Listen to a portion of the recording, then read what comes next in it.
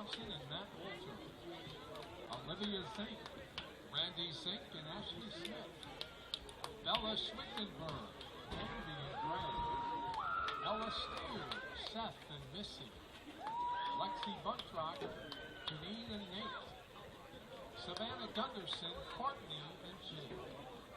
Mackenzie King, Robert King, and Tricia Christopherson. Kylie McDennis, Alicia Hannenberg, and Steve McDennis. There you go. There they all are, the players, the cheerleaders, and the parents. What a nice round of applause for sure. We appreciate you so much.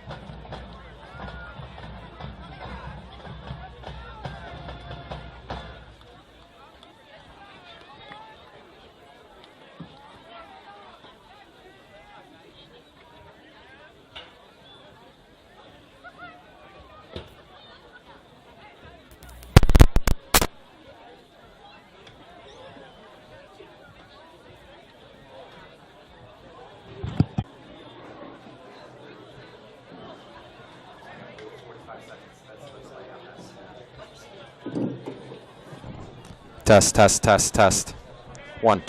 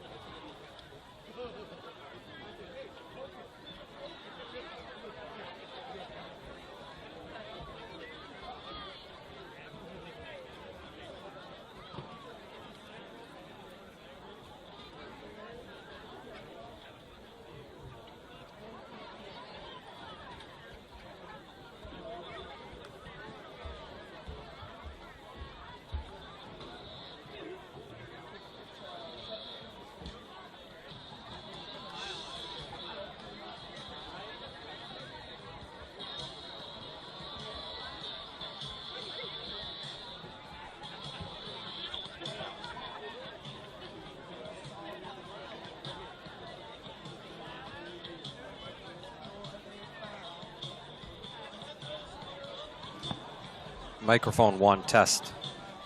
Test, microphone 1. Test, test, test, test.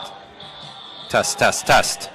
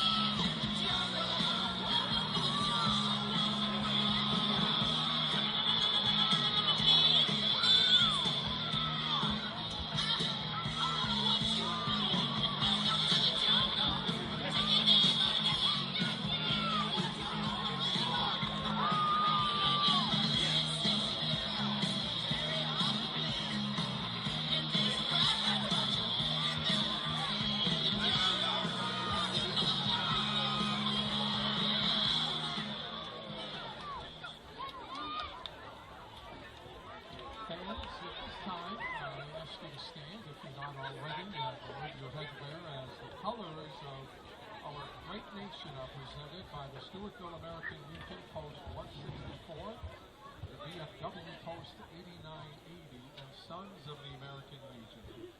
You'll be invited to sing along to the playing of our national anthem by the Stewartville Pep Band under the direction of Jessica Hansen.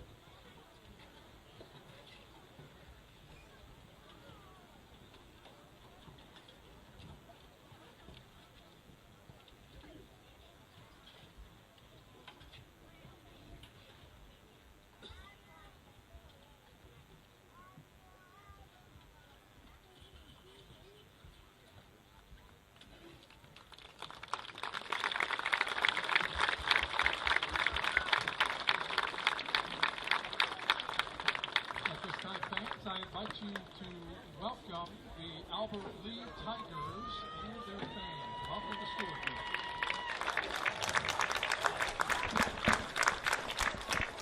Tonight we introduce the Stewartville Tigers as a team.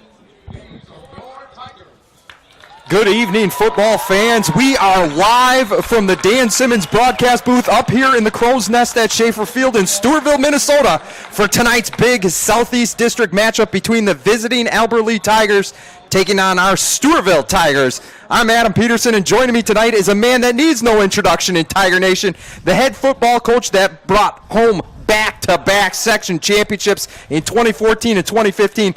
Coach Aaron Meyer, thanks for being here, Coach. How you doing? I'm doing very well, Adam. Thank you for having me. Good to be back in the booth. Kind of fun last year when I got a little taste, and yeah, excited to do this again. Oh, we had to bring somebody up here that actually knows a little bit about football. That's why I have you here. When you look at these two squads on paper, these two teams couldn't be more different. Let's start with the visitors, the Tigers from Albert Lee. Last year, the team was winless as they ended the season 0-9. They do return 21 letter winners. However, plenty of plenty of players with varsity experience out there. I do notice that they are short. They have plenty of people in street clothes tonight, so we'll kind of keep you updated. They're coming off a 41-7 loss against Faribault in week 1 where they allowed 365 total yards, including some big plays by the Falcons. Coach, what do you think Albert Lee needs to do tonight to stay in this game against the heavily favored Stewartville Tigers? Well, I think Albert Lee's mindset has to be to change the culture of what's going on in the football program there. So I call it stack bricks or chop wood. You got to focus on the present, one thing at a time, one good play, turn it into 2 good plays, get a first down, put 2 first downs together, then you start, thinking about getting that ball in the end zone. So, I mean, it's a hard thing to do, but you got to live in the present, focus on one positive thing at a time. I think they got to ignore the scoreboard, to be totally honest, and find some positives, enjoy the game, and once they start to do that bit by bit, you might see the program start to gain wins. Yeah, Stewartville on the flip side has been incredible since I started following, which kind of makes me nervous. I always feel like people are going to call me a bandwagon fan. Go back to your days. In the last 8 years, 4 district championships, 3 undefeated regular seasons, 2 appearances in the state Final Four. Head coach Garrett Muller enters his 5th season as the man in charge. 2 of the last 3 seasons have ended with a 0 in the loss column for the Stewartville. Just an incredible program that has been built here. Stewartville coming off a big-time win over Mankato East on the road in week 1. We were down early, 3-0, but then Tigers would rattle off 49 unanswered points in the second and third quarter to win by 46. Coach, we'll get to the keys of the game because Stewartville's going to have the ball first, but it looks like Albert Lee's kicking off, so I'd imagine they won the toss because usually Coach Muller likes to defer to the second half if he wins it. Yeah, I would imagine that's the case. They're going to kick this one. Carter Miller's going to be on the return. Owen Sickink in front of him, leading the way. Puts his foot on the ground. A big return to midfield for Miller as we start off our home opener here in week 2 with a great play by the junior Miller. Some excellent blocks back there in the around the 20-yard line from our wedge guys there, just opening up a nice hole. Carter Miller using those wheels to hit the seam and go. Special teams coach Alan May was probably licking his chops. 2 big returns by Faribault last week in kickoffs. Now we're going to see the offense, and the first thing that you'll notice is a new quarterback, not under center, in the shotgun. Aiden Helder, he's a junior. He's taken over for the phenomenal Eli Clavetter, who graduated, and we will get our first look at this Stewartville offense. Helder takes the snap, hands it off to Sickink on the right side. Parker gets a good block on the outside. Sickink's going to get around the edge. He gets down to about the 18-yard line before he's pushed out. 32 yards on the first play. What a play. Yeah, Stewartville got the edge there, no problem. Had a lead blocker for Owen there, and once again, you see the speed of the Stewartville Tigers just showing up early here. I don't know if you can see it on the camera. Weather conditions a little bit hazy here. 60 degrees. There was a light rain right before kickoff. Wind 13 miles an hour out of the northwest, so if we are having a kicking game today, that'll be a factor. Visibility 10 miles, it said, which Helder only needs 100 yards. He sends Malone in motion. We're going to be learning these numbers kind of on the fly. Helder's going to put that one in the breadbasket of Sickink. Oh, he makes the guy miss, stays on his feet, delivers a pop, and he scores 2 plays, and Sickink gets it in the end zone. Great blocking up front by the offensive line as it takes only 28 seconds for Stewartville to put the first touchdown on the board. Let's go, Coach. Fantastic job of getting the edge on the first play of the game, and then Coach Muller calls one right up the gut on the second play. Owen Sickink using some amazing balance there to bounce off of two tackles and found the end zone. What a good first drive. That was an impressive hand getting put down on the ground as Wangen puts it right through the uprights. It's going to be 7-0 Stewartville. Yeah, Sickink got hit. He put his hand down to keep his balance. He took another hit from the safety. They didn't wrap up, and he was able to pop to the right. Sickink, our Swiss Army knife last week, he had about 50 yards in receiving, rushing, returns, over 150 all-purpose yards, 4 total touchdowns. He just got his 5th of the season. You know, I don't even have half my soda gone, and we're up 7-0. Yeah, when you have athletes like we got this year, it sure does help, but Owen's one of those special ones where you can use him to catch the ball, run the ball, return the ball. About anywhere you put him, he's gonna find success. And you saw his versatility because the first play he got outside, used that speed, and then they ran it right off of John Becker's left shoulder. He was able to cut, take some hits, deliver some hits, and get in there. And we are going to see Stewartville come out. This is fascinating about the Albert Lee kickoff return that I saw. They put 8 guys essentially on the line, and they dropped 3 deep, which I feel like leaves them susceptible. Love this song, by the way. Edwin Diaz from the Mets comes out to this? I saw that the other day. He had the stadium rocking, didn't he, there in whatever it is, City Field maybe. Look at these videos that they got up there. That is fantastic. Yeah, for those of you that are watching today from home, if you can get down to a home game this year, they've done some really nice things with the scoreboard, and just the atmosphere here is awesome. Here comes Wangen for the kick. He's going to put this one deep in the left corner of the end zone, and that one's going to be a touchback, as we will get our first look at the Stewartville defense. Talk about a defense that was fantastic last week against Mankato East. Unbelievable. They only allowed 124 total yards. Just one 40-yard field goal was the only points that went up on the board. This is where I thought was their best stat that I read.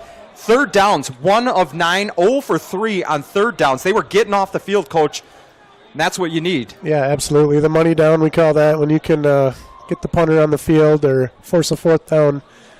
Third down's where it's at. So would you say 1 out of 9? 1 out of 9 for third downs. And yep. Coach Muller talked about, he says, just like on offense, first and second down is where you can really do that. If you can get them 3rd and 9, 3rd and 12, that's what makes it happen. Andrew Westing is their quarterback. He's going to hand that one off, and Jamie Hart and 52.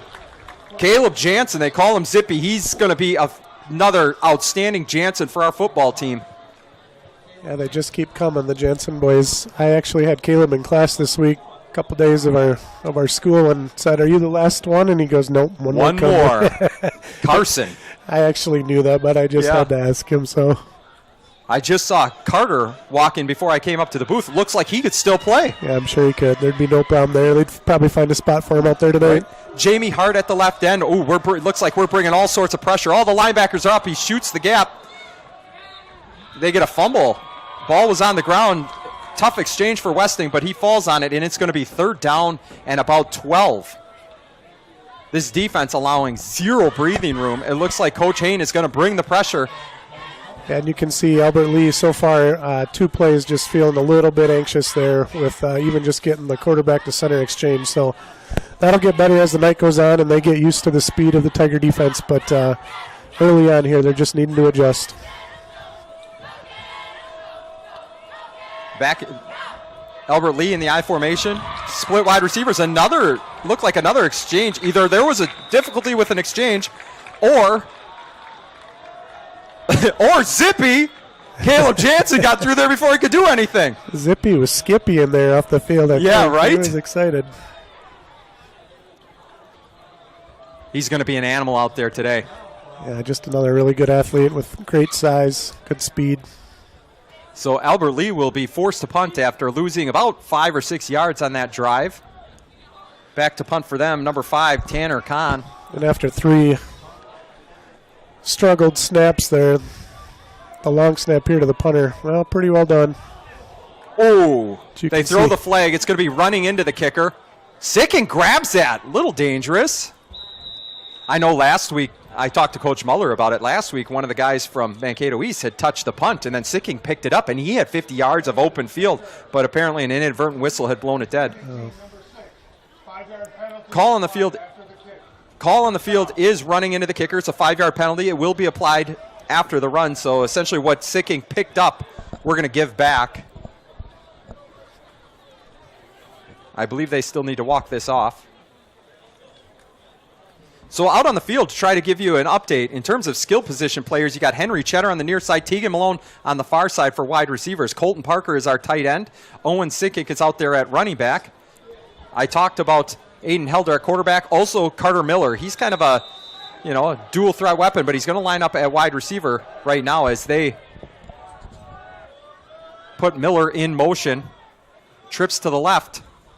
Helder drops back. He's going to let that one fly. Perfect ball to Cheddar. Catches it. Gets to the 15-yard line, and boy, that was a pretty ball by the junior Helder. Put it right in the hands of Cheddar. Good route by Henry there. Breaking off the 7 route, flag, whatever you want to call it, and Eden put it right on him. Very nice. Illegal procedure on the offense. 5 men in the backfield. 5-yard penalty, still first down. Call on the field is 5 men in the backfield. Illegal procedure. It's going to bring that play back. And it'll be a 5-yard penalty, so it'll be 1st and 15, and we'll do this over. I was looking for Braden Nelson on the sideline. I don't know if just because he had a monster game against Albert Lee last year. Oh, he's over here, number 22, standing right behind the coaches. Monster game, over 100 yards. I think it was 14 carries, 136 yards, 1 touchdown. Last week led our team 10 carries, 62 yards. Kind of that thunder to Owen Sickink's lightning as Helder fakes the handoff, tries to get it out to Miller in the flat. Look at Peyton Byrne just laying on a guy. Puts him on the ground and then just lays on top of him so he can't do anything. Unfortunately, defensive end got his hand out there. We saw that last week against Mankato. That defensive end was able to tip a pass to Miller out in the flat. It's going to be 2nd and 15. A lot of times when that D-line cannot get a pass rush, that's their last stitch to help the defense, get those hands up in the passing lanes. I used to teach my offensive linemen, if they do that, that's when you get two strong fists to the stomach every time bring you him jump back up. down. So, yeah, pretty soon you don't want to do that. Hand so off much to Sickink. He bounces it out left side. Got a good block from Malone there. He's going to go to the right side now. It's wide open field, and they're not going to catch 3. Did he get in? Waiting for the signal. They're going to put him out at the 1. Gosh, Sickink must have 100 yards on the ground already. Yeah, that was another great run by him. The little R1 button he's using there, a little sidestep, is fantastic. He is shuffling nicely, avoiding those tackles. I would imagine they'd put in the Moose package here this close to the goal line, but they're going to stick with their standard lineup. One of the things I was thinking about before this game is how much does Coach Muller put out there tonight? Is he going to, that Moose package, does he want to show too much of it? We'll see. We'll see as the game goes on. Sickink off the left side, and Tor Lunas just pushed the guy about 7 yards back.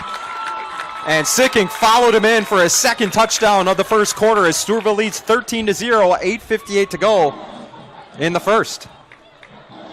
Boy, the left side of that line, I would love to run behind them. Peyton Byrne, Tor Lunas, 2 big guys. Peyton Byrne is just an animal.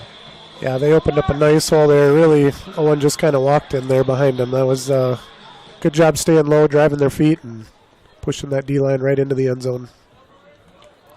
Snap to Cheddar. He gets the hold down. Great job. It was. That was a fantastic job by Henry. Well, that's one of those things that goes unnoticed many times, but scooped up a snap that was on the ground, got it down, and Parker put her through. Wangen came out. He only kicked like 1 or 2 extra points last week. I think his legs were bothering him a little bit, so they put Isaac Larson in there, and he went 2 for 2, I believe. So nice to have 2 guys that can kick extra points, but Wangen's handling the duties thus far. This will be Albert Lee's 2nd drive of the game. They'll see if they can get something going. The last drive sputtered a 3 and out. Boy, what a cutback by Sickink on that big run. He went off the left tackle and was able to shift his hips and get to the right side. And then use that speed that Coach Muller loves to talk about. Yeah, you can see his elusiveness, and we've seen the ability to break tackles and then that game-breaking speed. That's about all you can ask for in a back. Coach Muller has some awesome weapons this year. He's going to find a lot of ways to use Owen. He's going to find a lot of ways to sneak that ball into Carter Miller's hands. You mentioned Braden Nelson, so it's fun to call plays when you're giving the ball to guys like that. That's only 3 of them. There's plenty more. Right. And here comes the kick by Wang, and he's going to put it deep again towards the left side. Same exact spot as last time, and it'll be another touchback. Touchback. That's a win, Coach, for you? What do you think? What do you like to do with the kickoff? I think that's fine. In high school, they got to go a lot of yards to score points, and I think tonight that's not a bad thing. As you mentioned earlier, it's kind of a funky kick return scheme that Albert Lee's using, so I wouldn't mind seeing him try to keep it out of the end zone once and just see where that ball ends up, because I do think we could get down there and wrap them up before the 20. Yeah, because if you break through that front line, it's going to be there's hunting season. Yep, 2 guys left to block. Zach Schreiber is your left corner. Carter Miller, the right corner. Isaac Larson led our team in. What a tackle there by Colton Parker. Boy, he sideline to sideline, caught up to Westing and took him down, only a 2 or 3 yard gain. Isaac Larson, like I said, at safety, also back there. Number 6, Jace Klug, who had a pick 6 last week. That was fantastic in the second half. At linebackers, you got I believe you got Jamie Hart, Colton Parker, and then in the middle, we talked about Zippy, Caleb Jansen. At the front line, Tor Lunas. Left end, you got Peyton Byrne, and I think trying to see who the right side is there next to him. Is it John Becker? It is John Becker, and Grayson Snyder is the, now he's moved to left side, left end, number 7. Westing tries to hand it off, but nowhere to go.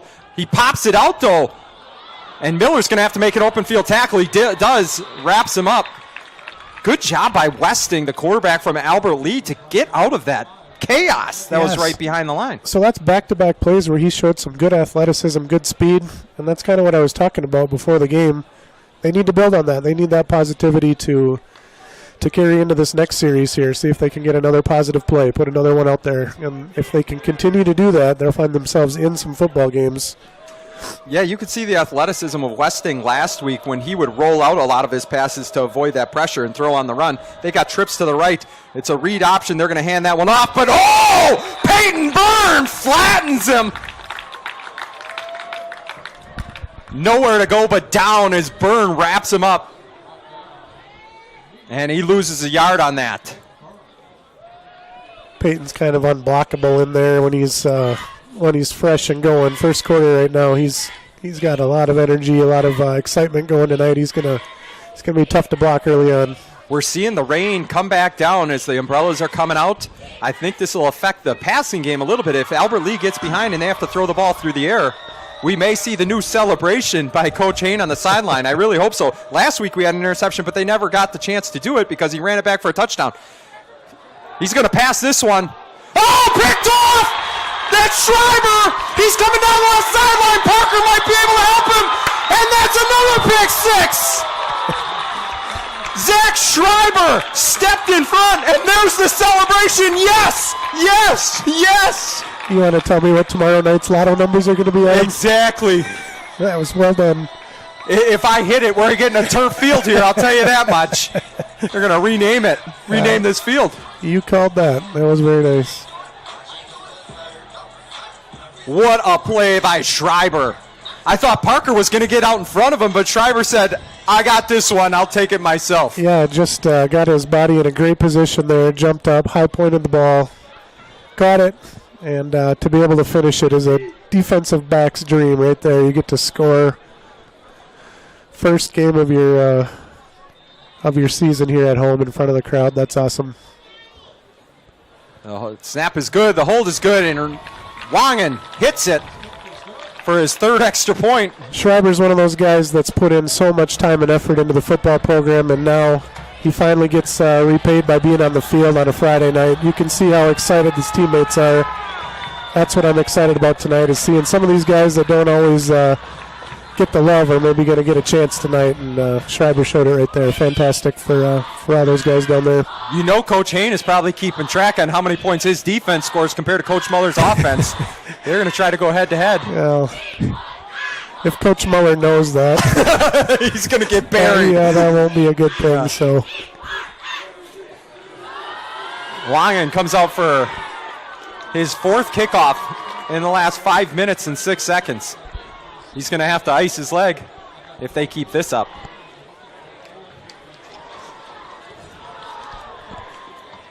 We'll see if Wangen keeps it in play on this one or if he's going to keep putting it into the parking lot.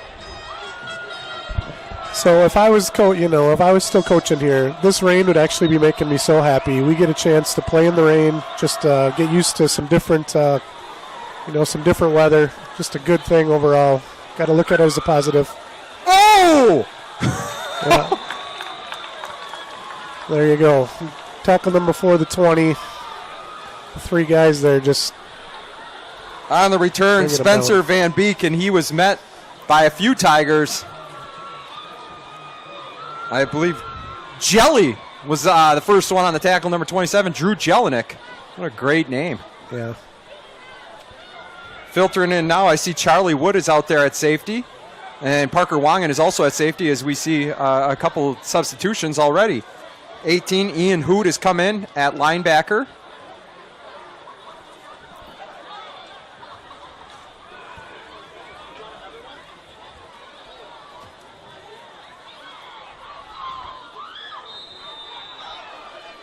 So Max Edwin looks like he's going to be taking over at quarterback. Max Edwin, the only returning all-district player that's playing in this game, usually a wide receiver.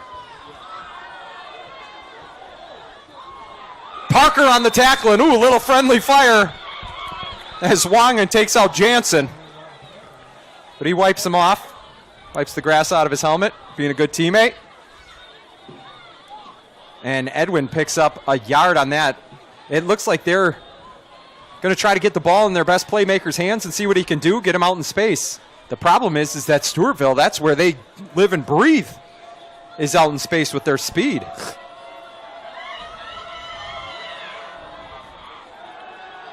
Edwin's going to throw it up. Cheddar's coming across. He picks it off, and he's got a whole host of Tigers in front of him. Oh, Jansen helps him out. What a play. Another great job by the secondary there. Henry, the ball was lofted up in the air with a little too much air, and Henry just took advantage of that. Went up and got it like a rebound. And again, showed his athleticism as he picked up roughly 30 yards on the return. Very reminiscent of his interception that he had against John Marshall in the regular season finale last year at Schaefer Field, where he kind of played center field and just sat underneath it, picked it off, and tried to run it back. I can hear the cheers from Ann Arbor all the way in the booth here. Stewartville's offense goes out, up 21 points, 6 minutes left, still in the first quarter. In the backfield, you got Braden Nelson and Evan Riggin at, they call it H-back. I almost said fullback. Wangen goes in motion. Helder gets a snap, fakes the handoff. He's going to get Colton Parker for the touchdown. One play, 11-yard touchdown from Helder to Parker. Nice play action fake there from Helder. And a real nice route there by Colton Parker. Another senior getting in the end zone in front of the home crowd. Great to see. 4 drives. Well, no, 3 drives. One of them was a pick 6. What am I talking about? 27-0 Stewartville, 5:54 left as Wangen comes in for the extra point. He had Riggin coming a little bit shorter. That was also open, but Helder said, hey, we're just going to get this done in one play. The extra point is no good. I don't know if it was tipped or just mishit, but it's going to be 27-0. Want to take this chance here as we're halfway through the first quarter to give a shout out to one of our big fans here in Stewartville named Mike Gary. He played middle linebacker and wingback for Stewartville. Gave us a little bit of scare. I believe he's in the hospital, but getting better every day. We want to give him a shout out, let him know that we were thinking of him, and thanks for all his support. If you don't know him, some of you might know him as Hannah Lechner's dad, but you're going to know him as Reese Lechner's grandpa as she comes through the system, the future of Tiger Nation. So, Mike, if you're out there listening, we want to wish you well. Get well soon so you can be back out here in the stands or in the bleachers cheering on our Tigers. Absolutely. I graduated with his oldest daughter, Lindsay. She was one of my best friends growing up, so I was also following the Caring Bridge page that the daughters put out there this week, so happy to see that things are kind of turning around and Mike's doing well, so we're thinking about you, Mike. And here's the kickoff. Wangen's going to put it up. Going to catch it at about the 10-yard line. Oh, my gosh, there's about 7 Tigers. Ooh, 20. Jelly just got hit. Pretty good. They got a flag. That's because that's illegal in high school, that peel back block, right? You have to use your hands. You can't lead with your shoulder. Yeah, they're really trying to get rid of some of those blindside hits or kind of hits where the person running down the field doesn't see it coming. So it's probably a good thing. It's definitely something that some of us old coaches have to kind of retrain our brains on. Yeah.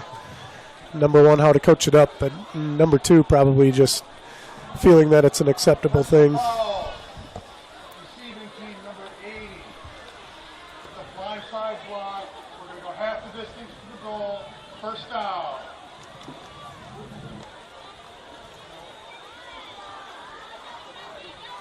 We got an update.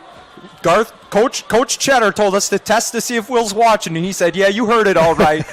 I'm sure Will was pumping his fist. Boy, do we miss him. What an athlete. Yeah. A once-in-a-generation talent that came through Tiger Nation. Yeah, not only And that. we're very proud of everything he's accomplished and happy to cheer him on in the maize and blue. Absolutely, and you want to talk Fumble. about cheering on. You saw Will during last year's season. He was the best. He was a state champion discus thrower, but I said that's how a state champion cheers for his teammates Yeah. last season long. It was super fun for me to see because I adore him as a person more than an athlete, and that was evident by all accounts when you saw him on TV.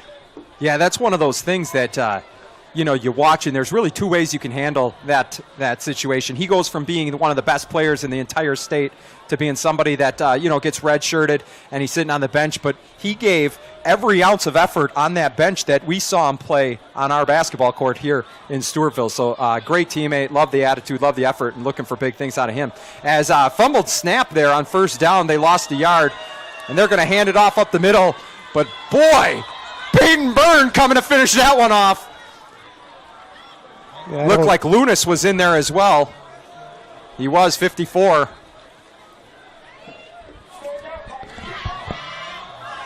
Tor decided not to play football last year, and I know during the track season, Peyton and Tor were both at the state track meet, and Tor was, he was dead set. I'm going back out my senior year, and you could just kind of see in his eyes that he was excited and kind of licking his chops for nights like tonight.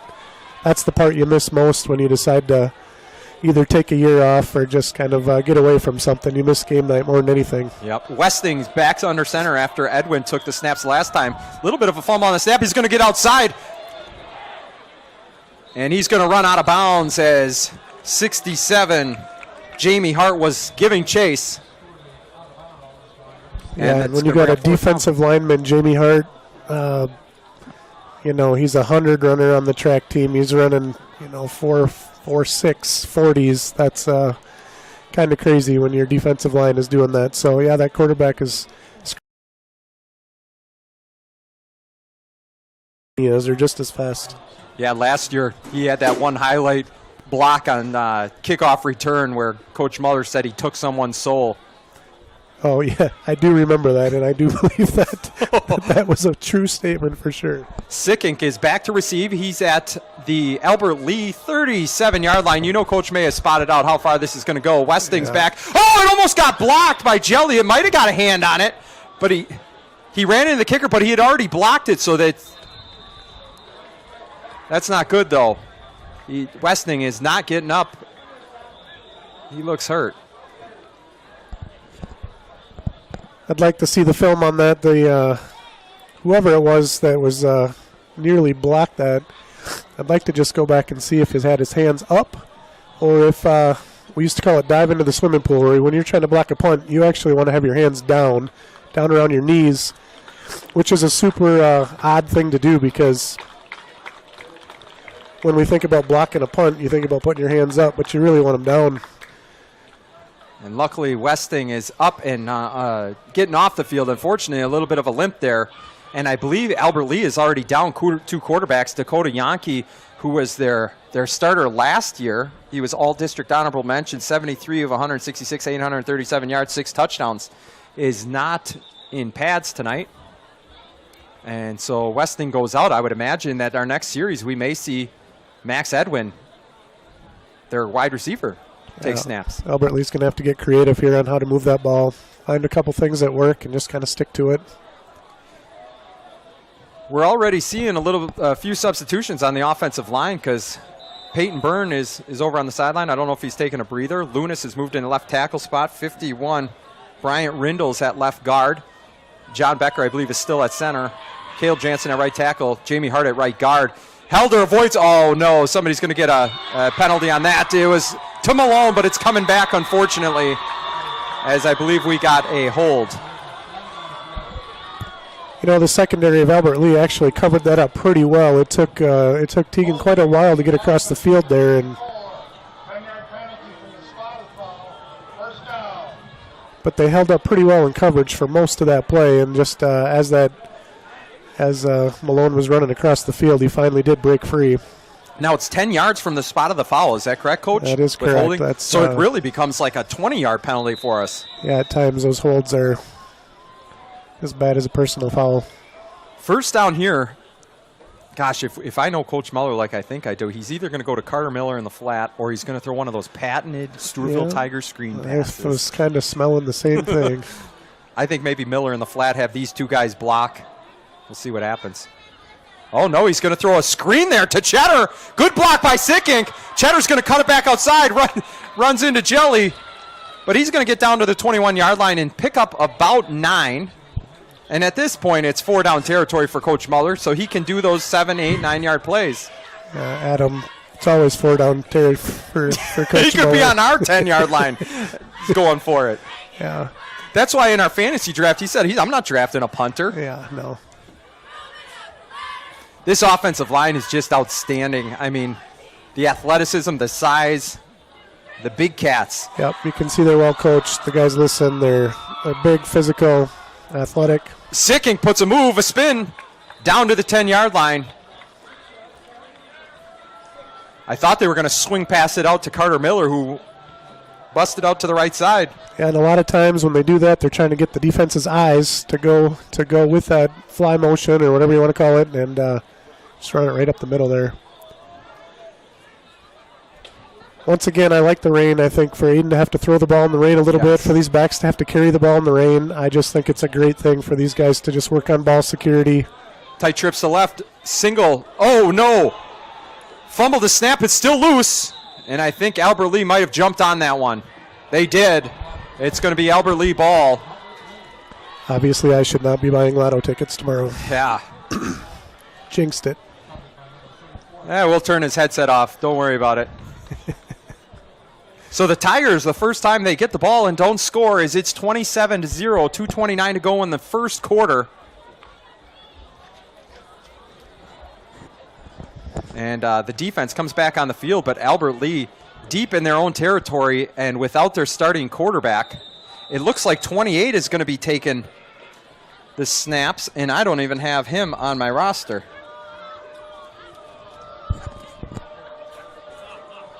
I formation, wide receiver out to each side. Fumbled the snap, he dives down on it. Boy, we've seen a lot of difficult quarterback center exchanges. Yeah, and I would imagine 28 did not expect to be playing tonight under center, so he probably is not taking any snaps tonight for sure, and maybe not even during the week. This is when coaching gets tough, when you are just trying to find a way to find those little positives.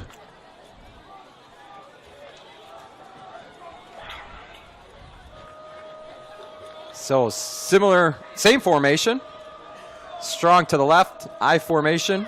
Two wide receivers. He bobbled that snap too, handed right off to the middle to Paul Doe. I don't think he picked up any. Gets back up to the line of scrimmage as it's going to be 3rd down and 10. And again, we talked about that 3rd down conversion. It's about what they do on 1st and 2nd down that makes this one difficult to attain. Yeah, it's very true.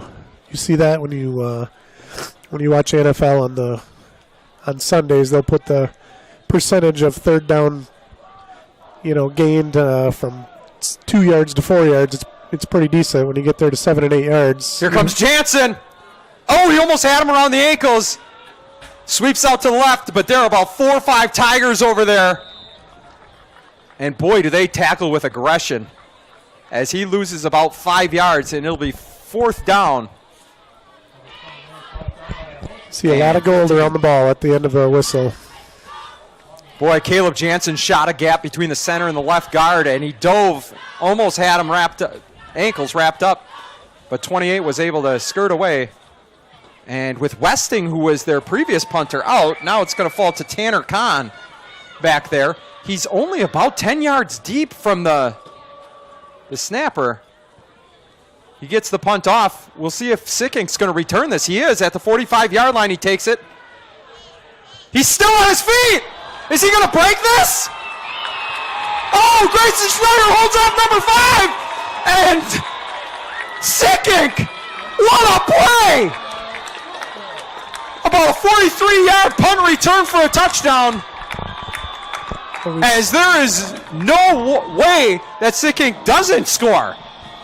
Punt returns, kick returns, receiving, rushing. Unbelievable. You know, he was wrapped up by our own guy there and maintained his balance even through an Albert Lee tackle and a Stewartville tackle and then found his way to the end zone. So Stewartville, with 14 seconds to go in the first quarter, already up 33-0.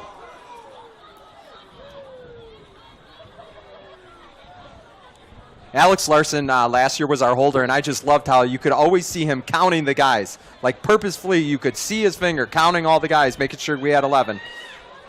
You know, one of my favorite parts was he always pointed to himself as he counted number 10 and then the kicker 11. And Wangen puts that one up and through as it is 34-0 Stewartville here at Schaefer Field in week 2 of Big Southeast District action. Coach, you talked about them trying to stack things together and not pay attention to the scoreboard.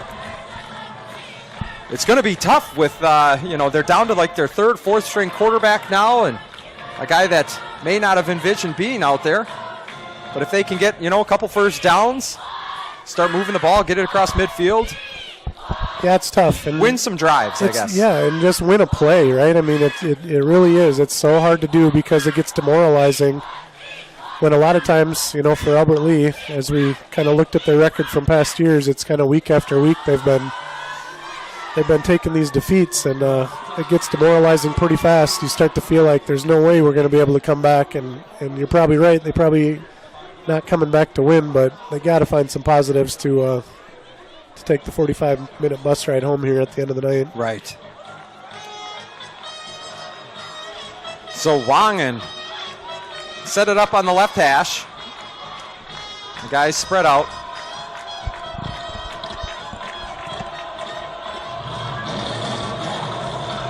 Spencer Van Beek is deep to return for Albert Lee. And Wangen's going to put that one deep to about the 7-yard line. Van Beek coming around the right side. He's wrapped up by number 15, Sawyer Wood.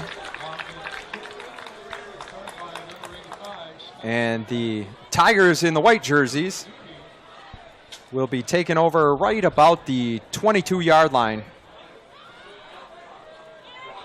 So we see Aiden Helder back for the Tigers. New quarterback. We've been pretty blessed. We had the Quants, which then led into Isaac Bussin, which then led into Will Cheddar for 4 years. Eli Clavetter, 22 touchdowns, 2 interceptions last year. Now we got a junior quarterback, Aiden Helder. As a head coach, what are some things with that transition that you're looking for? What are some things that you concentrate on to get them ready for varsity action? Because it's got to be a big step up going from JV or, ninth grade making the leap. Yeah, well, you're always going to hear coaches talk about the speed of the game, but I always feel like it's before that even happens. The ball's on the ground again. And it looks like Stewartville's going to get this one. He fumbled the snap, and then he tried to pitch it back. And Stewartville picked it up. I'm trying to see who got it. Number 51 comes out of there. That's Bryant Rindles. So we'll see Aiden Helder right on cue. Yeah, so I think before you even get to the speed of the varsity level, Aiden's he's got to be the one that's setting that offense. Every guy has to be in the right spot, and so it's Aiden's job to make sure that the formation is set correctly. So he's got to make sure that the other 10 guys are aligned right. Then he's got to get a pre-snap read. He's got to look at how many safeties, what are the corners doing, do I have a blitzer coming? So there's a lot going on even before he gets that new speed of action when the ball does get snapped. And then once the ball does get snapped, it's a little faster. But Coach Muller's amazing at working with quarterbacks. There we see a beautiful dime on the spot there. Yeah, tight trips to the left. Malone was isolated on the right side. He got that inside release on the right to the middle of the field. No safeties over the top. And Malone gets the touchdown. That is Stewartville's 6th touchdown of the first quarter as time expires in the first. They just put up 40 points in the first 12 minutes of action. Yeah, that was an impressive quarter of football. But to just finish up the thought on the quarterback, Coach Muller does a great job of working with these QBs. He's got a QB camp that probably has 20 to 30 young football players that want to be quarterbacks in the future. 3 of those kids might actually be the quarterback, but he's got 20 of them out there working, teaching them about all that stuff that I was just mentioning. And then when it comes to game planning week by week, Coach Muller's so good at just, hey, here's what we got this week. Here's what they're going to give us. Here's where I want you to go with this ball on this play, or here's what you should be looking for. And so if first off, Aiden's an amazing student of the game. He loves to study it. He loves to, kind of nerd out on the film room. I think what I like most about him in his first varsity start last week is that he didn't get locked in on just one receiver. Sometimes you fall in love with just one receiver, and wherever he's at, that's where my eyes locked on. 3 touchdown passes to 3 different receivers last week. Yeah, I agree. Find the open guy. And he got off to a slow start last week and didn't let it rattle him. So, he was listening to Coach. He was learning from any mistakes he made, and then he just showed great leadership. So it was a great first game for him as a varsity QB. He's come back, backing it up tonight, stacking another brick on another good game, and so he's going to be another good one. And we may see Parker Wangen take some snaps tonight. Yeah, I'll be curious to see where they go once we decide to put the backup QB in. They might go to Parker. I know they went to Vince Wellick last week. We may see that as well. That would be my guess, but we'll see. Especially with the athleticism of Wangen, you see him out at wide receiver, you see him at safety. Obviously, in tight situations, if something happens to our quarterback, we're going to want a reliable backup. So also gives Wellick some good opportunities. Unfortunately, Wellick, a lot of good things have been said about him, and maybe we'll talk about him later, but unfortunately got 2 great quarterbacks sitting in front of him. Yeah. So, well, that's what a good program does, is you just kind of have to wait your turn at times. And you saw what Bussin did. Those first 3 games, he torched Lake City. And it was like week 2 on the road. Incredible. He got his opportunity, same as Eli Clevetter last year. Yeah. Sat behind Will Cheddar, and then he gets his opportunity as a senior. Puts up just an impressive senior season. Right. Or A.J. Quant having to sit behind Big Brother for a couple years and just, it's been an awesome thing to see QB after QB come in and just kind of pick up where the last guy left off. Stewartville kicking left to right for the first time tonight, as this will be Wangen's 6th kick. And he puts that one more on the ground. They're going to field it at the 10. Tries to go to the right side. Braden Nelson's coming with a full head of steam, and he stops him before he even gets to the 15-yard line. As the defense comes back out on the field. You wonder if Albert Lee will try to go more to the shotgun snap for 2 reasons. One, it seems like a lot of center QB exchanges, they're having issues with that. But secondly, just to give them an extra 3 or 4 yards of time to either get out of the pocket or get something moving to the outside, because we have so much pressure coming up the middle. Yeah, the one thing I noticed about going shotgun, when it kind of became the thing, is it allows the quarterback to have his eyes up so much quicker and kind of downfield, and so there is a little comfort there for the QB. They go back under center, I formation, 2 wide receivers, they're split out to either side. It's a pitch to the right side. Oh, Peyton Byrne picks it up! Yeah. He's going to take it all the way for the score! Not just the linemen, my friend! The big cats are eating tonight! Look at the celebration here! And Peyton Byrne gets the touchdown, the turnover chain, and 6 points for Stewartville. Every lineman's dream right there. The ball ends up in your hands, and you get to run it into the end zone. That guy is an animal out there. Like you said, unblockable, and he showed it right there. You wonder if the fullback's eyes came off the ball to see big number 72 barreling down on him. Well, and if I had to guess, it looked like that pitch was maybe intended for the halfback, and the fullback got in the way, kind of messed the whole thing up there, and Peyton took advantage. Again, the quarterback probably hasn't been there to work on the play. Who knows if it was supposed to be a a toss to the halfback, or if just the timing just looked off there. Jamie Hart puts that one through. A little change at kicker. Also not just a lineman. Yeah, right.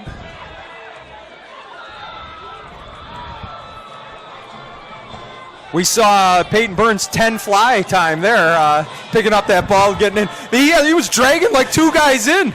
Yeah, Peyton's a good athlete. He's got those big old burned legs, but they move pretty well. Been moving concrete all summer. Yeah, a couple guys hanging on his waist. Don't bother him. Yep. As the rain comes down a little bit harder here in Stewartville, and there is 11:49 to go in the first half, and Stewartville's up 48-0. 2 defensive touchdowns tonight. Alex Haynes going to sleep real well. He'll be happy with that for sure. You're going to have one happy co-English teacher in the department next week. Yep, the ninth graders will have no homework next week for English 9. You can quote him if you're watching. You can quote him.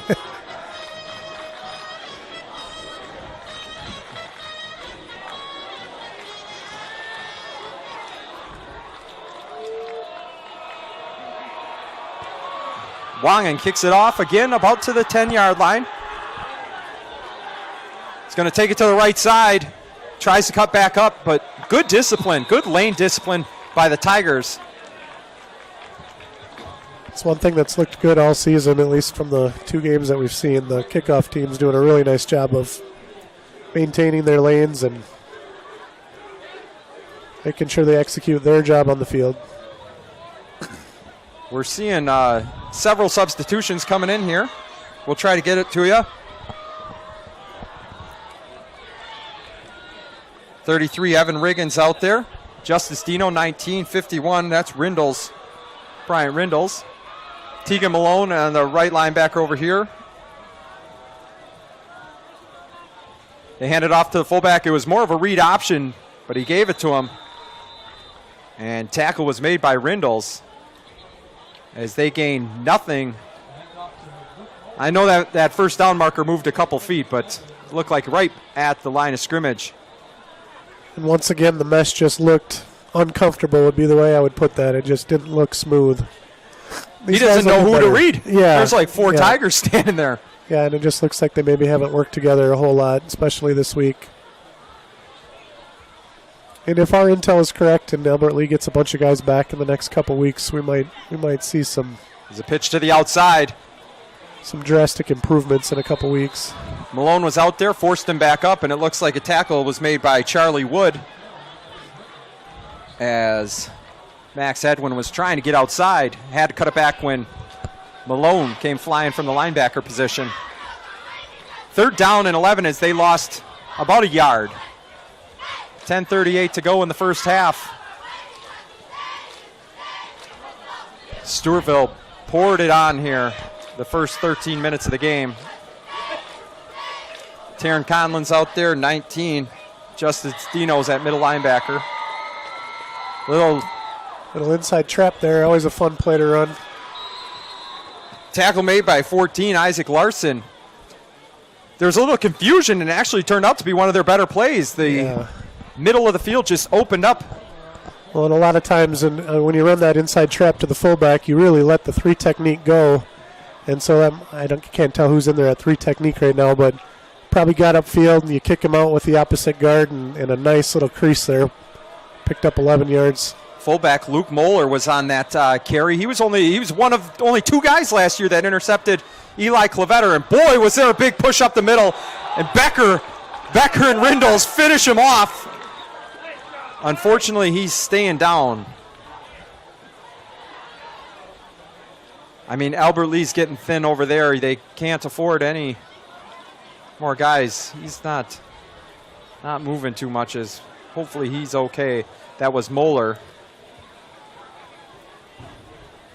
who's down on the ground. We talked about Luke Moeller last year. He's one of their better defensive players. Half his games that he played, he had 5+ tackles. Linebacker, fullback, as you saw, he was on that carry, and Becker and Rindals came in.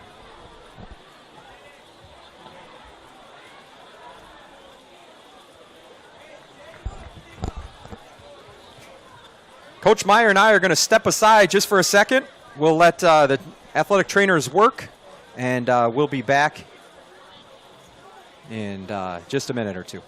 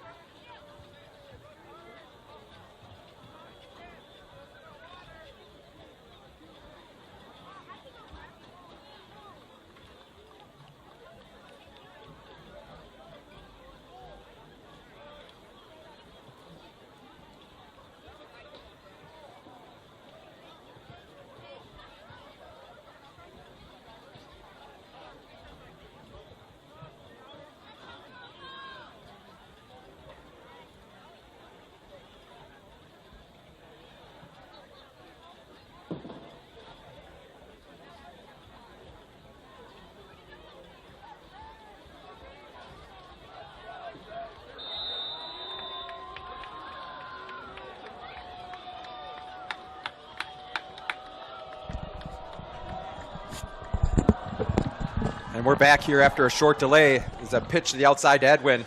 It's going to come around the right side, and he gets tackled. Give you a little bit of an update. There was a delay there. Get the name for you again. Luke Moeller, fullback, came around the left side. He got hit. Obviously, we don't get reports up here. We don't want to assume what happened, but laid down on the field for a while. They spine boarded him out of precaution, hopefully, because he did give a wave to the crowd as he was getting wheeled off. And we hope that it is just precautionary, that nothing's wrong with him, and that he comes back soon. Did he catch that? What a catch there by Connor May down the sideline. Good ball, too. Yeah, and I got to say the safety from Stewartville there did a great job, trying to come over there and intercept that pass. What concentration there. Yeah, Jace Klug came from center field over there. He played that nicely, and just great concentration. Really nice ball there, too. It was beautiful. Tight spiral. And I still don't have 28. I don't know if he's wearing a different jersey tonight. Hand off to the fullback, Evan Riggin with the tackle. And it's going to be a gain of about a yard. As we'll try to get back in the rhythm of this football game. You never want to see a kid go down with an injury, and especially not one that serious. And so you can kind of see people are a little bit more mellow. The energy of a high school Friday night football game. Yeah, it's just the reality of football. That risk is always there, and so that's what makes the moms and the fans just kind of always. Grayson Schneider. Wow, great play. Yeah, the parents. You talk about that. I mean, the nerves. They get nerves on Fridays, just like the players. Yeah, one of those. Please get up, right? Yep. And I've told this story a number of times as an athletic trainer back in the day. There were always two things I always hoped for. Number one, that nobody got hurt. And number two, that it didn't go to overtime. Now, as a fan up here, I hope nobody gets hurt. I had three things. I don't care if it goes to overtime, and I want Stewartville to win. Yeah, there you go. Oh, just out of hands. Grayson Schneider's giving chase. Ooh, Malone just took a hit. And that's going to be a late hit on Stewartville, so another 15 yards. I believe that one's going to be called on Conlon.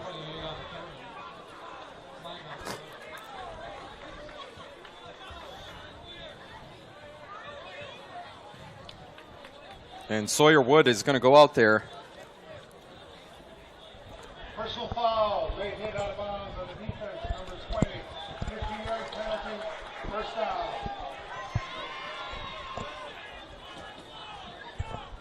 So late hit is going to add 15 yards to that. First down for Albert Lee as they are getting into Stewartville territory. It's at the 32-yard line.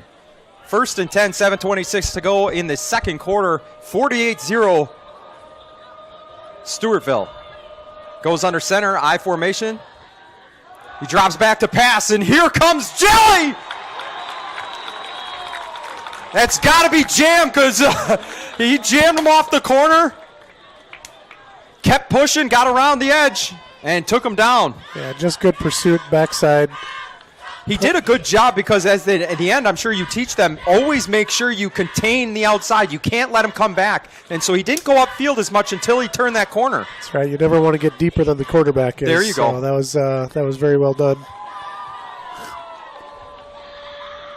Drew Jelinek with the tackle.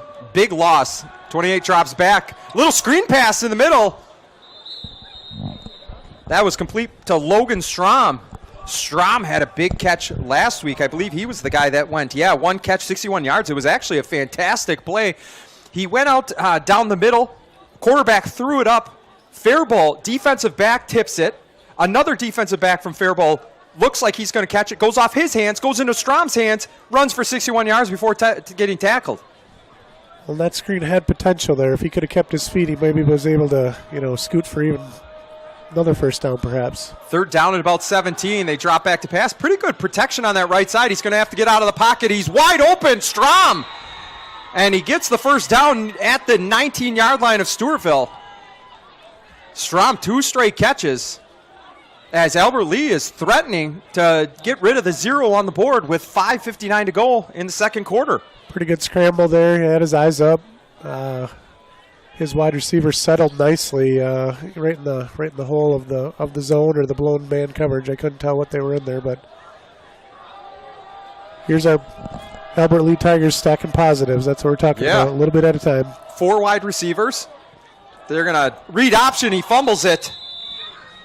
He just hops down to try to limit the damage, and it's back to the 25-yard line, which will make it 2nd and 15.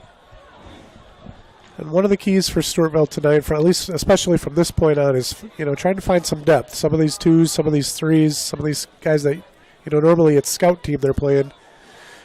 They put good film down, and they might start finding themselves on the field a little more often. So this is kind of important reps for the 11 defenders on the field right now. Under center, I formation, 2nd and 16. Fakes the handoff. Boy, Jelly came off the side, so did Rindles. The quarterback tried to take it up the middle and get whatever he could. He picked up maybe a yard, and it's going to be 3rd down and long. Yeah, you talk about the 2s and 3s putting good tape together. The one thing I like about how Coach Muller and his staff substitute people in, it's not all just 2s and 3s right out of the gate here in the first half. You see Henry Cheddar back there. You see Isaac Larson, and that way they can help guys like, Isaac Larson out here on the right cornerback position. And I'm trying to see who's on the far side, 22. No, I'm sorry, that's not 22, that's 12. Luke Eastman on the left cornerback position. Boy, 28's athletic. Yeah, he's doing a nice job of just running the offense, getting what they can. It's going to be 4th down and about 9 as Albert Lee, I would imagine this is it's going to be where they're going to roll out again and try to extend that pocket out to the right side and maybe throw something on the run. Yeah, if I was them, I'd be going back to that screen soon with the way our D-line's pinning the ears back and trying to get a sack, and just knowing how quickly or how close that last screen was. But is that where you take your middle linebacker and kind of spy him in the middle of the field and just say, especially if Coach Haynes thinking the same, you might have somebody eyeballing him. Wow! In a full head of steam, Anthony Nelson came in there and got the sack on 4th down to end that promising drive for Albert Lee, and the Stewartville offense is going to take over. And Helder back out there with 3:30 to go in the first half. So this will probably be the last drive for the starting offense, or, like you said, for a lot of these guys. It might not be the whole starting team out there at this point, but Coach Muller wants to get something out of tonight, and here's a chance to use your 2-minute offense. Hey, guys, let's see if we can get down the field, get some points, and then, they'll probably put them on ice after that. Yeah, you got the starting offensive line out there to protect Helder back there. You do have a couple of new running backs. Taron Conlon, number 20, is to the right of Helder. 33, Evan Riggin splits out. And then your wide receivers, Wangen, Cheddar, and Malone.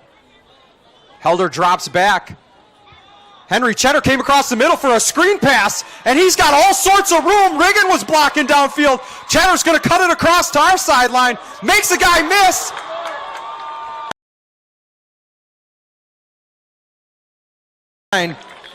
By Josh Behrens of Albert Lee. Good blocking downfield. It's a great little tunnel screen play. Outside receiver comes underneath. Basically, the offensive line lets their guys go and heads to the 2nd and 3rd level. Yeah, it's one of those things that it's about timing, too, because you don't want to be too far downfield. Is that right? It is, and it's important that Henry stays behind the line of scrimmage so that they don't get called for a legal man downfield. So, nicely done. Well executed. Hand off to Taron Conlon. He's got Byrne out there. He hits the hole, and wow, 34 delivered a hit. That was Triton Cox for Albert Lee, but Conlon picks up about 18 on the carry.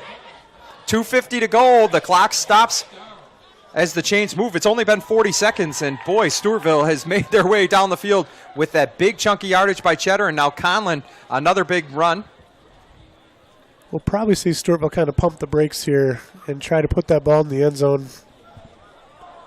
You got Nelson to the left. Helder moves him to the right, says, hey, you got to be on this side. Evan Riggin at the H-back position just in front. Here comes Wangen on a jet sweep. They fake that. Nelson to the left side. Oh! 52 just pancaked the guy. Caleb Jansen. 90-90 says, as another touchdown for the Stewartville Tigers. This one on the shoulders of Braden Nelson. Just a great downfield block. He drove his man 12 yards down the field before he finally pancaked him.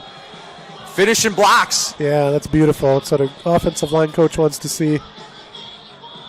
So they took it at 3:30. A minute and 9 seconds it took Stewartville to score there.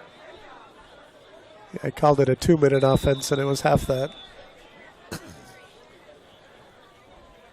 Impressive drive by the Stewartville offense. The hold is good by Cheddar, and Wangen puts it up. And right through, it's 55-0 with 2:21 to go in the first half, as Stewartville has poured it on.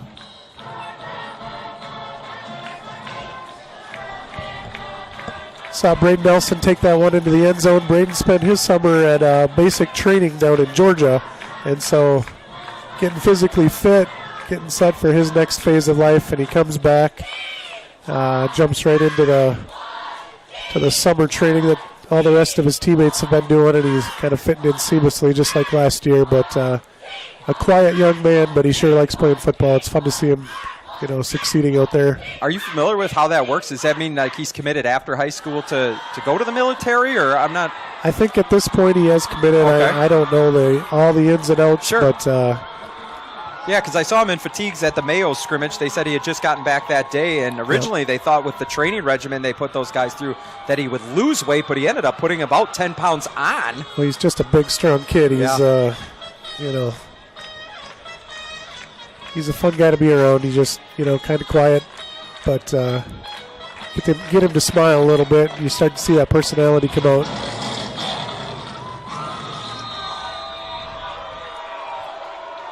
As Wangen is going to kick, if I do the math, is this his 8th kickoff?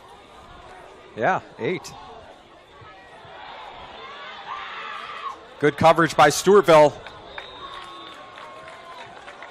Isaac Larson came flying in. Are there 2 Isaac Larsons on this team? There are. There's one that's a 10th grade. Is that right? Yep, you are correct. There's one that's a 10th grader. Yep. There's one that's a senior. And they're spelled exactly the same. Yep. Just I'm going to have to... making your job harder. Yeah, right? I thought I was losing my mind there for a second, like I keep reading the same name. Boy, that last drive, how good is Caleb Jansen?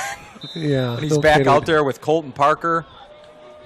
Colton Parker, great two-way player, our tight end. And also an outstanding outside linebacker. He was all-district first team for us last year as a junior. 28 keeps it, then he pitches it. Good job by number 10, Isaac Larson, to get out there and keep that edge as he comes up, makes the tackle. I know there was a little bit of help from Ian Hoot, 18, coming in to clean it up. And they lose about 2 yards. The play at least was... The play was ran, is what I guess I'm trying to say. He got outside. The tackle was coming. He pitched it just like he thought. Just great pursuit by Stewartville. Yeah, really, Albert Lee executed that play pretty well, but Stewartville, even better job on defense, taking care of A, B, and C. Make sure you tackle the dive, stop the QB, make him pitch it, and then wrap up the ball carrier. So really well done. I formation, fakes the handoff to the Grayson Schneider! Drives him into the ground at the 1 yard line. Are they saying it was an incomplete pass? He was waving his arms. No, I think he was just saying that it wasn't Stewartville ball when they ripped it out. Boy, did he put his head into that guy's chest and drive him into the ground. Yeah, Grayson's a big, strong young man, and he's just going to get bigger and better as he matures more and more here, which is kind of scary for everybody that plays against them. Grayson Schneider, just a sophomore, and he's a good size out there, and I've heard he can run too. Yeah, he's physically gifted, and so if he just listens and absorbs all the coaching he can get. Caleb Jansen's going to shoot that gap. Oh, he just backed out. Hand it off to the fullback. Oh, Parker just laid a hit. Jamie Hart, I believe, was in there as well. Just been so impressed with how Caleb Jansen moves. You see him on offensive line driving the guy 5-10 yards down the field. Then he goes and plays middle linebacker, and he's dancing around out there like a circus bear, filling holes and making tackles. It's phenomenal. If I was going to draw a prototypical linebacker, size, speed, athleticism, a little bit of a mean streak, Pretty sure Caleb Jansen is what that picture would look like. Yeah, he would fit that picture very well. Albert Lee having to fill some holes with some injuries. Gets the punt off. Dylan Hoot's going to return this one. He might not want to touch it now as it gets an Albert Lee roll down to the Stewartville 39 with 10 seconds left. I'd imagine Coach Muller is going to kneel this one down and take it into halftime. I actually know he's going to do that. There's no way. He's too good of a guy. Only way he doesn't is if Coach Haynes said, I'm going to score more points than you with my defense. Yeah, exactly. So let's hope that hasn't happened.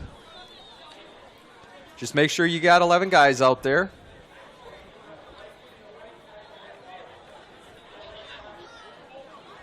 You can hear Coach Cheddar up there making sure we got enough guys. Need a right tackle. Okay, we better count. There's a lot of guys that went in and out. It is one of the hardest things when you get into substitution mode as a coach Sure. to just remember, fill all the spots that you need out there. And there it is as Helder takes a knee. Stewartville in full control of this one as the clock ticks down in the first half. 55 for Stewartville, 0 for Albert Lee. Coach Meyer and I are going to step away for halftime. We will be back in about 10 or 15 minutes to bring you second half action here at Schaefer Field on Stewartville Activities on YouTube. Thanks for tuning in. We'll be back as the players come back out.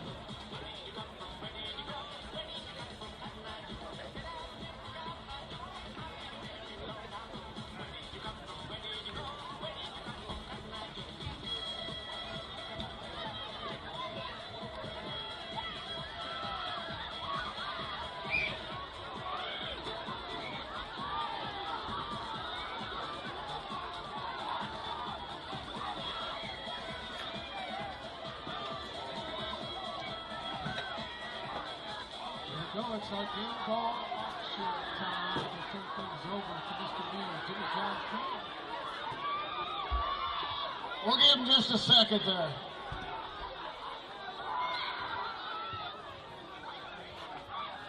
All right, folks, here what we got. We got the game ball tonight. We've been doing this for a long time. I think tonight we ought to try for $5 a point. We're starting off easy. $50 for the game ball, all signed up. 50. $50. Start now. 50 for the game ball. Got 50. Now 75. 75 out of it. I'm going to figure out 75. 50. 75 is all we're asked. 50. Now 75. 60. How about 60? Got 60. Now 70. 70 to you. Now 80. $80. I got 70. Now 80. 80. Now 90. $90. Now $100. $100. Now 10. Now 20. 20. 20. 120. 130. 30. 130. 140. 140. 100. How much? 150. 160. What do we think now? 160. 160. 170. 180. 200. What do we 210? What do we 10? What do we 10? What do we 10? What do we 10? 200. Now 10. 210. What do we 10? 10. What do we 10? What do we 10? 210. We got 200. 210 is all we're asking. 220. 230. 240. What do we 40? Now 50.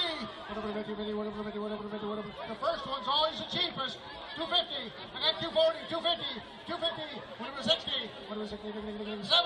270. What do we 270? I got 60. Now 70. What do we 70? All day. 260. 270. 70. What do we 70? 260. Now 70. 280. 300. 310. What do we 10? $10 bid. Do it easy on you. 310. What do we 10? 10. What do we 10? 300. 310. What do we 10? Yes or no? What do we 10? Bid. What do we 10? 10. What do we 10? Doug, what do you say? 310. 300. Now 10. 310. 320. 320. 330. 330. 330 to you. What do we 30? 40. 340. Don't let her do that to you. 340. We got 40. Now 50. We got a new fire. 350. Whatever the 50, 50, whatever the 50. 350. Whatever the 50, 50, whatever the 50, 50, whatever the 50. It's going to be the cheapest one of the year. 350. Whatever the 50, 50. Now 360. 360. 370. Whatever the 70, 70, whatever the 70. 370. Once more. 370. Whatever the $70 bid. 370. 380 was breaking out all over. 390. Whatever 90. 400. Whatever 4. 390. Now 400. Whatever 4 in the bid. Whatever 4. 390. You're all out over here. 390. 400. Whatever 4. 410. 420. Whatever 20. 20. Whatever 30. Whatever 30. 30. 40. Whatever 40. Whatever 40. 50. Whatever 50. 50. 60. Whatever 60. 460. 460. 450. 460. Whatever 60. 60. Dig it back in. 460. Chief quit. 460. Whatever 60. 60. Whatever 60. 460. We got 450. 460 is all we're asking. 460. 470. 470. Whatever 70. 70. Whatever 70 on the bid. Whatever 70 on the 460. Now 70. Whatever 70. And now 80. 480. Do it the easy way. Well, 500. 480 to you. 480. Oh, we got new fire. Now 90. Whatever 90. Whatever 90. Now bid. 490. Whatever 90. 90. Now 500. Easy money. 510. Whatever 10. 10. Whatever 10. 500. 510. Whatever 10. Now bid. Whatever 10. 510. Yes or no? 510. 510. Yes sir. Oh, 20. 520. We got 510. 520. Whatever 20, 20, whatever 20, 520. Whatever 20, 20, whatever 20, 20. Now 30. Now 30. Whatever 30, 30, whatever 30. 530. 520, 530. Whatever 30. Don't lose it for $10. 530. Whatever 30, 30, whatever 30. 530. 520, 530. One more time, and I won't ask again. 530. Whatever 30, 30, whatever 30. You're all done? You sure? I've had a lot of ladies tell me no before. 530. Now 540. Whatever 40, 40, whatever 40, 40, whatever 40. 530, 540. Whatever 40, 40, 40. Now 50. Whatever 50, 50, whatever 50, whatever 50, whatever 50, whatever 50, whatever 50, whatever 50. 540, 550, 550. Hey, I'll tell you what. Change your mind. My wife does it all the time. 550. Whatever 50, 50, whatever 50, 50, whatever 50, whatever 50, 50, 60. 560. 160. Whatever 60, 60, whatever 60, 60, whatever 60, whatever 60, whatever 60, whatever 60, 550, 560, $560, $560, whatever 60. Yes or no? 560, 570. That's a no. Thank you very much. Thank you. Sold at $560.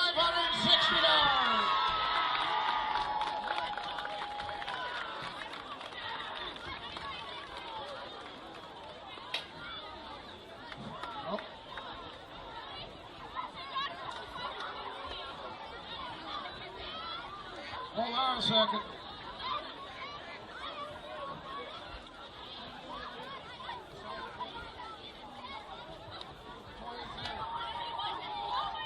Holy cow. Guess what? You came under 8-9. You came under 8-9 too. Crow's Nest for the 23rd. We're selling the Crow's Nest for the 23rd. For the game on the 23rd. Crow's Nest. What do you get? You get foods and drinks and people and all kinds of passes. It's a heck of a deal. $100. Would have been 100. Would have been on one. Would have been on one. Would have been on one. Would have been on one. Got 100. Now 25. 100 quarter. Would have been quarter. Would have been quarter. Would have been 25. Would have been 125. Would have been quarter. Would have been quarter. Would have been quarter. That's going to be the buy tonight. 100 and a quarter. Would have been 125. Would have been 125. 5. Would have been 5. Would have been 5. Would have been 25. Would have been 100 and a quarter. 100's all we're bid. 100 and a quarter. For the Crow's Nest on the 23rd. Come on now. You get food, drinks. You can bring a bunch of people with you. $125. Would have been a quarter. Would have been a quarter. Would have been 125. Would have been a quarter. Got 100. 25. We're going to sell it. $100. Who is it down there? There it is. $100. Now what's the other day? 7th. October 7th. We got the Crow's Nest.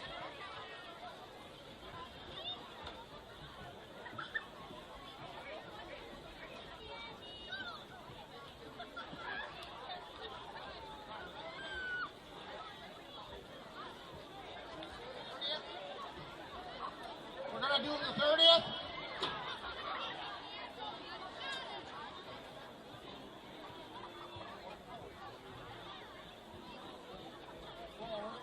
Just hang on, folks.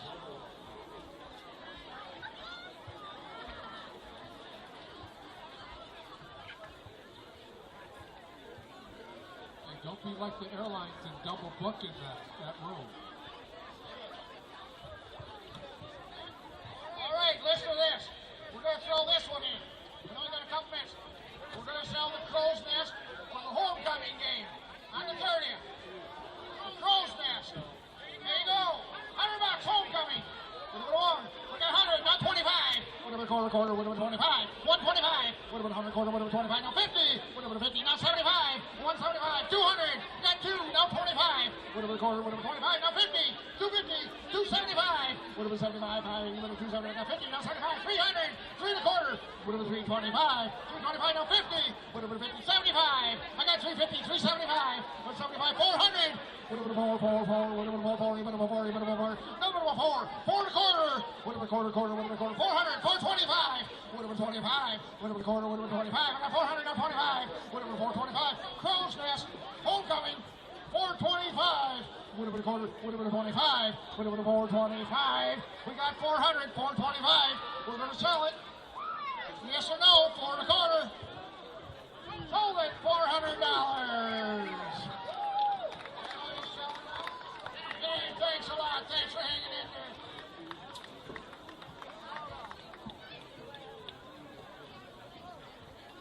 Hey, thanks to our halftime sponsors tonight. Our big sponsorship, Stewartville, Varsity, Great Mortgage, and Cable Review.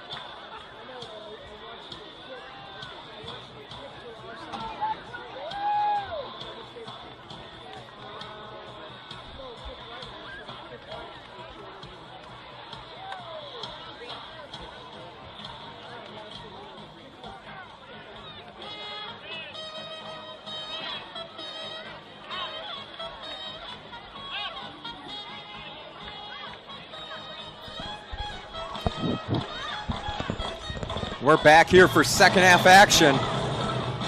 Stewartville up 55-0, and Albert Lee will receive the second half kickoff. Coach, got any thoughts on that first half? Well, we talked about it before the game. There's two football teams and two different kind of points in their football cultures here, whatever you want to say. Stewartville played really well. Wasn't like Albert Lee was, kind of messing the whole thing up, but you could kind of see that Stewartville's got a real strong squad this year, one of the best I've seen in a while. And Albert Lee was struggling. Again, we've heard that they're down a bunch of guys today, and it just looked like things were tough all the way around. So we'll see how the second half goes. I think we'll see some 2s, 3s, JV guys from Stewartville, and Albert Lee will get to keep trying here, keep plugging away. Oh, tripped up. Sawyer Wood, we already see the first substitution. This is what's going to be hard, is that some of these players that are coming in, 82, is that Wellick? I think that's Vince Wellick. We don't have him on our roster, but I'm pretty sure last week he came in at quarterback, and that was his number. Really appreciate everybody out there watching, Tiger Nation and beyond. If you couldn't make it to the game, you didn't get rained on, but there's, people that are taking care of others in the hospital, and there's, people that had to stay home, maybe watching kids, maybe grandkids. I know my little buddy Javen's out there watching, big fan, and tell Dad to let you stay up late tonight, watch the rest of this game, because I think we're in good position for Stewartville to bring home a W. But we got to play the last 24 minutes here as they hand it off up the middle.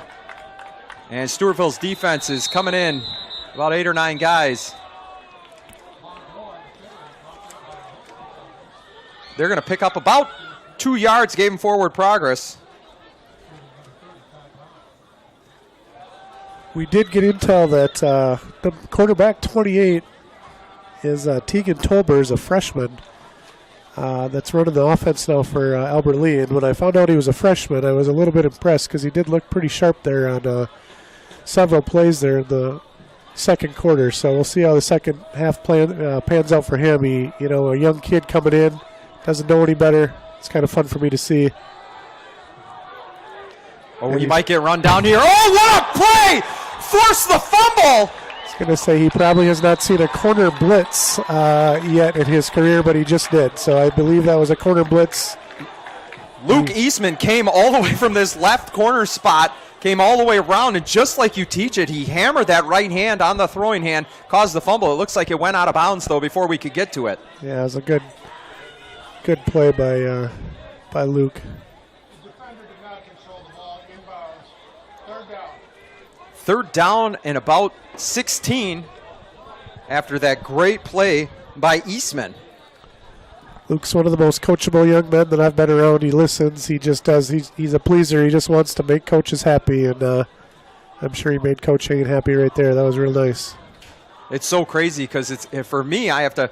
Quarterback's going to drop back. That screen pass in the middle. You saw that potentially be open the way that how aggressive our defensive line was coming up the middle, and again, it was open, just dropped. Yeah, it's the timing. The screen passes they're tough. I mean, it's tough to it's tough to execute that and make it look really smooth. And we see Stewartville do it.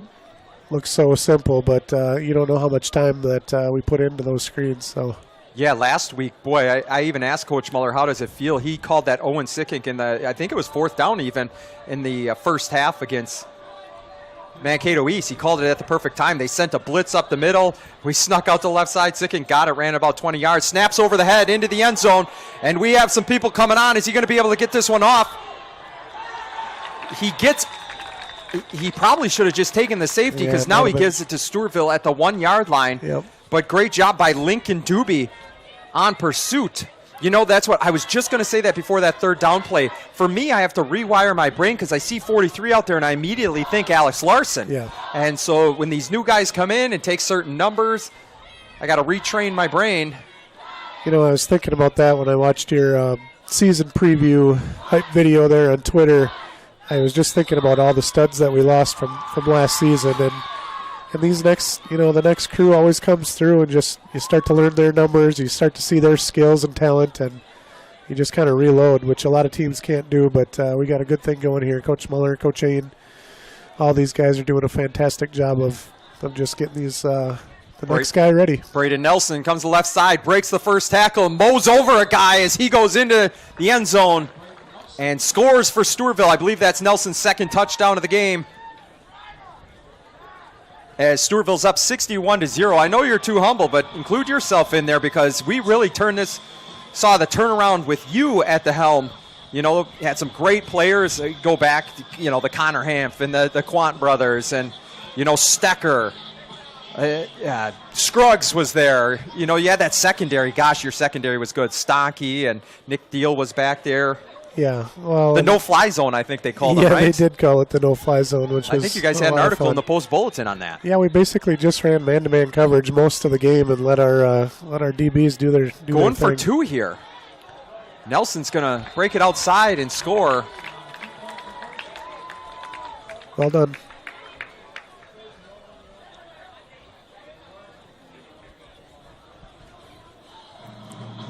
As Stewartville's now up 63-0, 8:31 to go in the third quarter.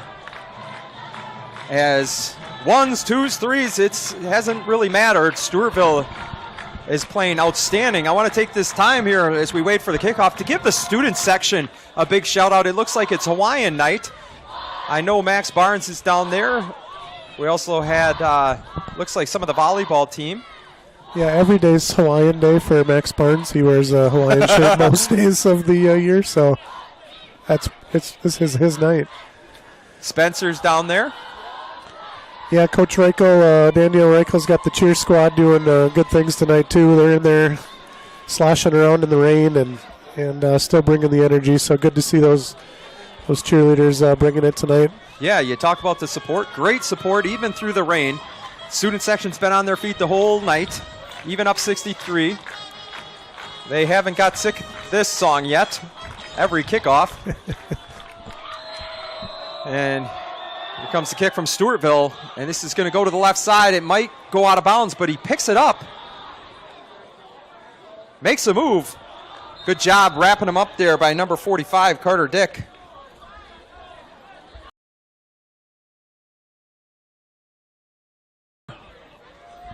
I think right at the 20-yard line.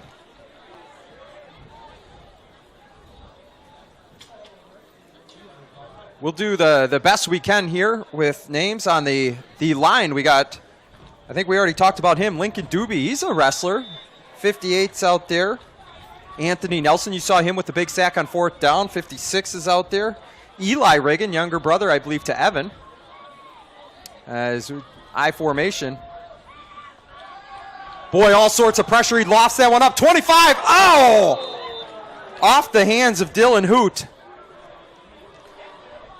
See the wet football there. That one, he had that thing all eyed up, and it just slipped right through the old fingers. Also on the line, number 71, Ridge Hats. Big Ridge Hats fan here. I know the Cooks are watching this game out in Montana. I work with his mom, Heather, just an outstanding lady. And Ridge, just an easy guy to cheer for. Has been through so much more than most high school kids have, and just has a great attitude, great work ethic. And Coach Muller raves that he's going to be one to watch. He's got good size, and we saw him rip through the line last week for a good tackle for a loss, and hopefully make a play here. Jeez Louise, I almost called it. He ripped through the line. He's on the tackle. It's like I can see these things coming. Hats chases him down from the backside. So we want to say thanks to the Cook family for supporting the team. Even though you're out on the west, towards the West Coast, still a part of Tiger Nation, as it's going to be 3rd down and 6. One thing you will see in the second half here is all these guys have been just licking their chops to get in the game, and so the effort level is going to be at, just as high as you saw it in the first quarter. Oh, he tries to throw it. He actually gets the pass off. A good couple moves there by 47. Elijah Jacobson, but great tackle by Eli Riggin. Riggins, I believe all their kids, their names start with an E. I think you might be right. Another good family. Yeah. Just very humble, hardworking.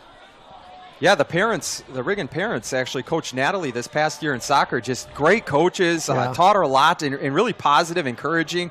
I love the energy from them on the sidelines. As it's going to be 4th down at about 4, and Albert Lee's going to punt. They're counting out the I think he has too many guys on the field.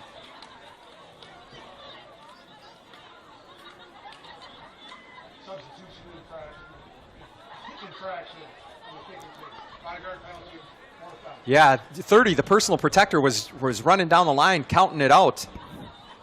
And he finally got to himself when the flag went up, as there was still a punter behind him, and he hit 11 already. 25, Dylan Hoot, the sophomore, is going to be back to return this one. He's standing at the 50-yard line. High snap. He's able to handle it. Gets the kick off. I would let this one go and get out of the way. And it takes a Stewartville bounce back to the 46-yard line of Albert Lee. And we will see who's going to run the show. I believe Parker Wangen. Yeah. So Aiden Helder and Parker Wangen were in I guess some kind of a quarterback battle this summer to see who was going to run that first team offense. And, Aiden did such a nice job of, kind of doing what he had to do, but also Parker's such a good athlete. He can fill in. He's playing defense. He's playing wide receiver. He's just so valuable. We'll get to see his athleticism here now as he takes the ball. He goes in motion, hands off the jet sweep. He comes around the outside. That's Jace Klug. Goes down at about the 39. He picked up 6. What's interesting here is I think Coach Muller and Ramsey Miller are kind of working together to kind of manage the JV squad. Yeah, a lot of times they'll just let Ramsey call the plays because he probably, he works with these guys on an everyday basis. And so Coach Muller might be on ice here too and just kind of giving Coach Miller some ideas or, hey, what do you think about this? But I would imagine at this point, Ramsey's probably dialing these up at this point. I can't imagine it's easy for Coach Muller to be put on ice. He's probably itching. Yeah. As Wangen takes the snap, he's going to hand this one off to Taryn Conlon off the right side. He pushes number 40 over, stiff arms and misses a tackle. He's staying on his feet, gets all the way down to the 18-yard line for a pickup of about 20. He made about 3 or 4 guys miss. Taryn's a strong young man, very compact. Low to the ground, yep. Good center of gravity. Yep. And he moves the chains as we are in just the tip of the ball touches the 20. Which makes it easy on the lines crew.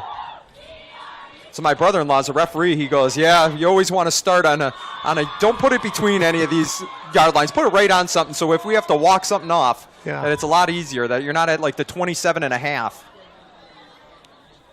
One thing I've noticed watching as much football as I do is I feel like when we were kids, Adam, they used to bring the chains out to measure so often, and now it's just like, just give them the first down. Yeah, right. They just give them the extra half yard. You kind of squint with one eye and say, yeah, it's about good. I kind of appreciate that, as it doesn't, we don't need to slow the game down. Just give them. Conlon on the carry again, picked up about 8.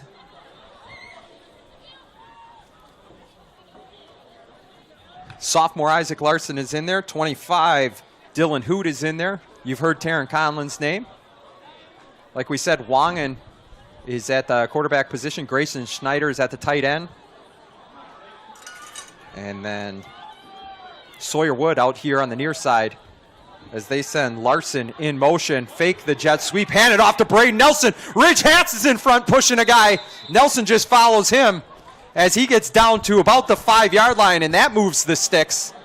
Great play there. You got the jet sweep action going to the left, trying to get the defense to shift, and then counter it back towards the right, and you had Hats pulling from the left tackle position, leading the way. Yeah, 2 pulling linemen. The first pulling lineman's going to kick the end out, and then the second pulling lineman gets to become a fullback and lead cut up. Field. That's Gosh, that's got to be fun. Guys. Yeah, well, for both guys. They find both the like first guy without your colored jersey and just hammer him. Yeah, exactly. It's a beautiful play. It's one we've run well since,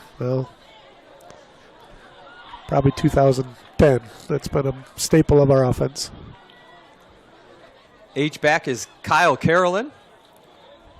You got Conlon in the backfield. I'd imagine they're going to keep it on the ground here. Wong takes the snap, hands it off to Conlon, off the left tackle side, big hole, and Conlon just runs over a guy on his way to 6 more points for Stewartville, as it is 69-0 Stewartville, 50 seconds and counting as the clock is going to roll with the spread that we have here. I'm surprised that they're keeping it 2-point conversions. Do you know? Yeah, I don't know if maybe they're just saying it's JV everything at this point, okay. And so maybe JV doesn't have a kicker. That'd be my guess at this point. Just it keeps it simple, because otherwise you got your varsity PAT unit. You don't want them only going in for PATs, so just let the JV finish this one out. There goes Conlon, and I don't know if he'll be touched before he gets to the end zone. He gets a lick as he goes across the goal line, but still good for 2 as it's 71-0, and the clock is going to stop there as we change to kick off one more time. 13 seconds to go here in the third quarter as Stewartville, like we said, 1s, 2s, 3s, hasn't mattered. They are playing outstanding and shows the depth that this program has. Yeah, just kind of the expectations. When it's your turn to go in there, do your job, do it right. You know, do it like this. They have very specific things that they're looking for from everybody. And it's just really nice to see that when it is your turn to get in there, you just pick up, do what you're supposed to do. Albert Lee coming out. I believe they still have Spencer Van Beek back deep. Yes, they do. He's been fielding kicks all night. Ahead of him, I believe, is Behrens and Thote.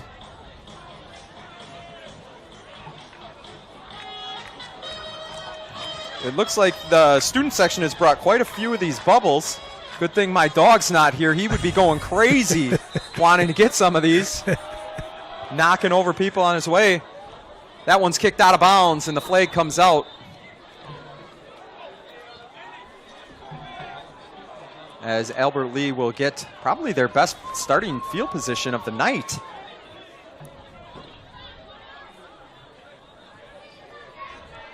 All right, Adam, you didn't know I was going to do this, but I knew this game was going to get like this, so I have some questions for you in the second half. Oh, so I know that you had a little NFL experience with working with the NFL teams a little bit as a trainer. Yeah.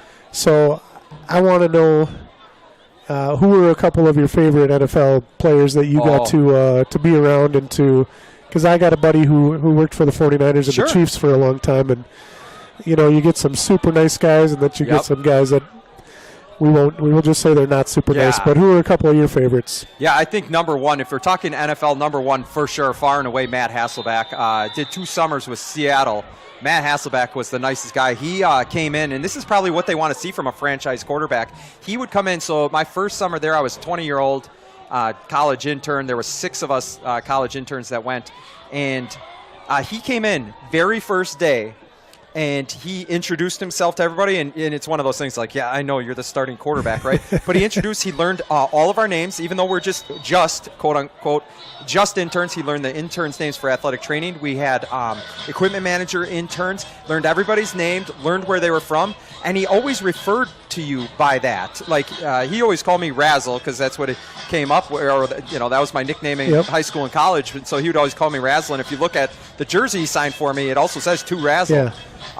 But then continued to learn about you. And so it was cool. We actually played Green Bay and in Green Bay. And so we got my family tickets, and they went to that game. And the buses kind of pull behind the fence line so you don't get bothered. And as we were walking out, I was talking to my family, and Matt Hasselbeck actually, instead of getting on the bus, came over to say hello. And he's like, oh, is this the Dazzles? Like, you guys drive up from Milwaukee? They knew we were, like, from Milwaukee. Yeah. So his ability to do that, I think it's really cool. He was also told me that he was a marketing major. Sure. And so I think that also is kind of ingrained in him. And you can kind of see that on ESPN now. He has a gift of gab. He said the way that he picked his major was when he went to freshman orientation at Boston College, he saw the prettiest girl in the room, and he went and sat down next to her and copied her class schedule. It turned out to be his wife. She played like field, I don't know if it was lacrosse or field hockey or whatever they call it. Yeah. And now their daughters are really successful field hockey players for Boston College. I think it was either fantastic. Lacrosse. So him. The other thing that you learn that a lot of times the guys that you see on camera aren't necessarily the same guys that you see in the locker room. And I think one of the most misunderstood players that got a bad rap was a guy named Sean Taylor, safety for the Redskins. You know, on TV, they like to make him out to be a bad guy, or, you know, like hung out with the wrong crowd. Behind the scenes, we were 2 months apart in age, and so I think that also helped. One of the nicest guys. He's one of the only ones when I left that gave me a hug, and thanked me. Yeah. Really tragic that he passed away about 8 months after I left Washington. Yeah, the freak accident where his home got robbed. Exactly, yeah. and the funny thing was we had actually just seen him the week before, so I left in January. They played Green Bay in Green Bay, I want to say it's like October or November.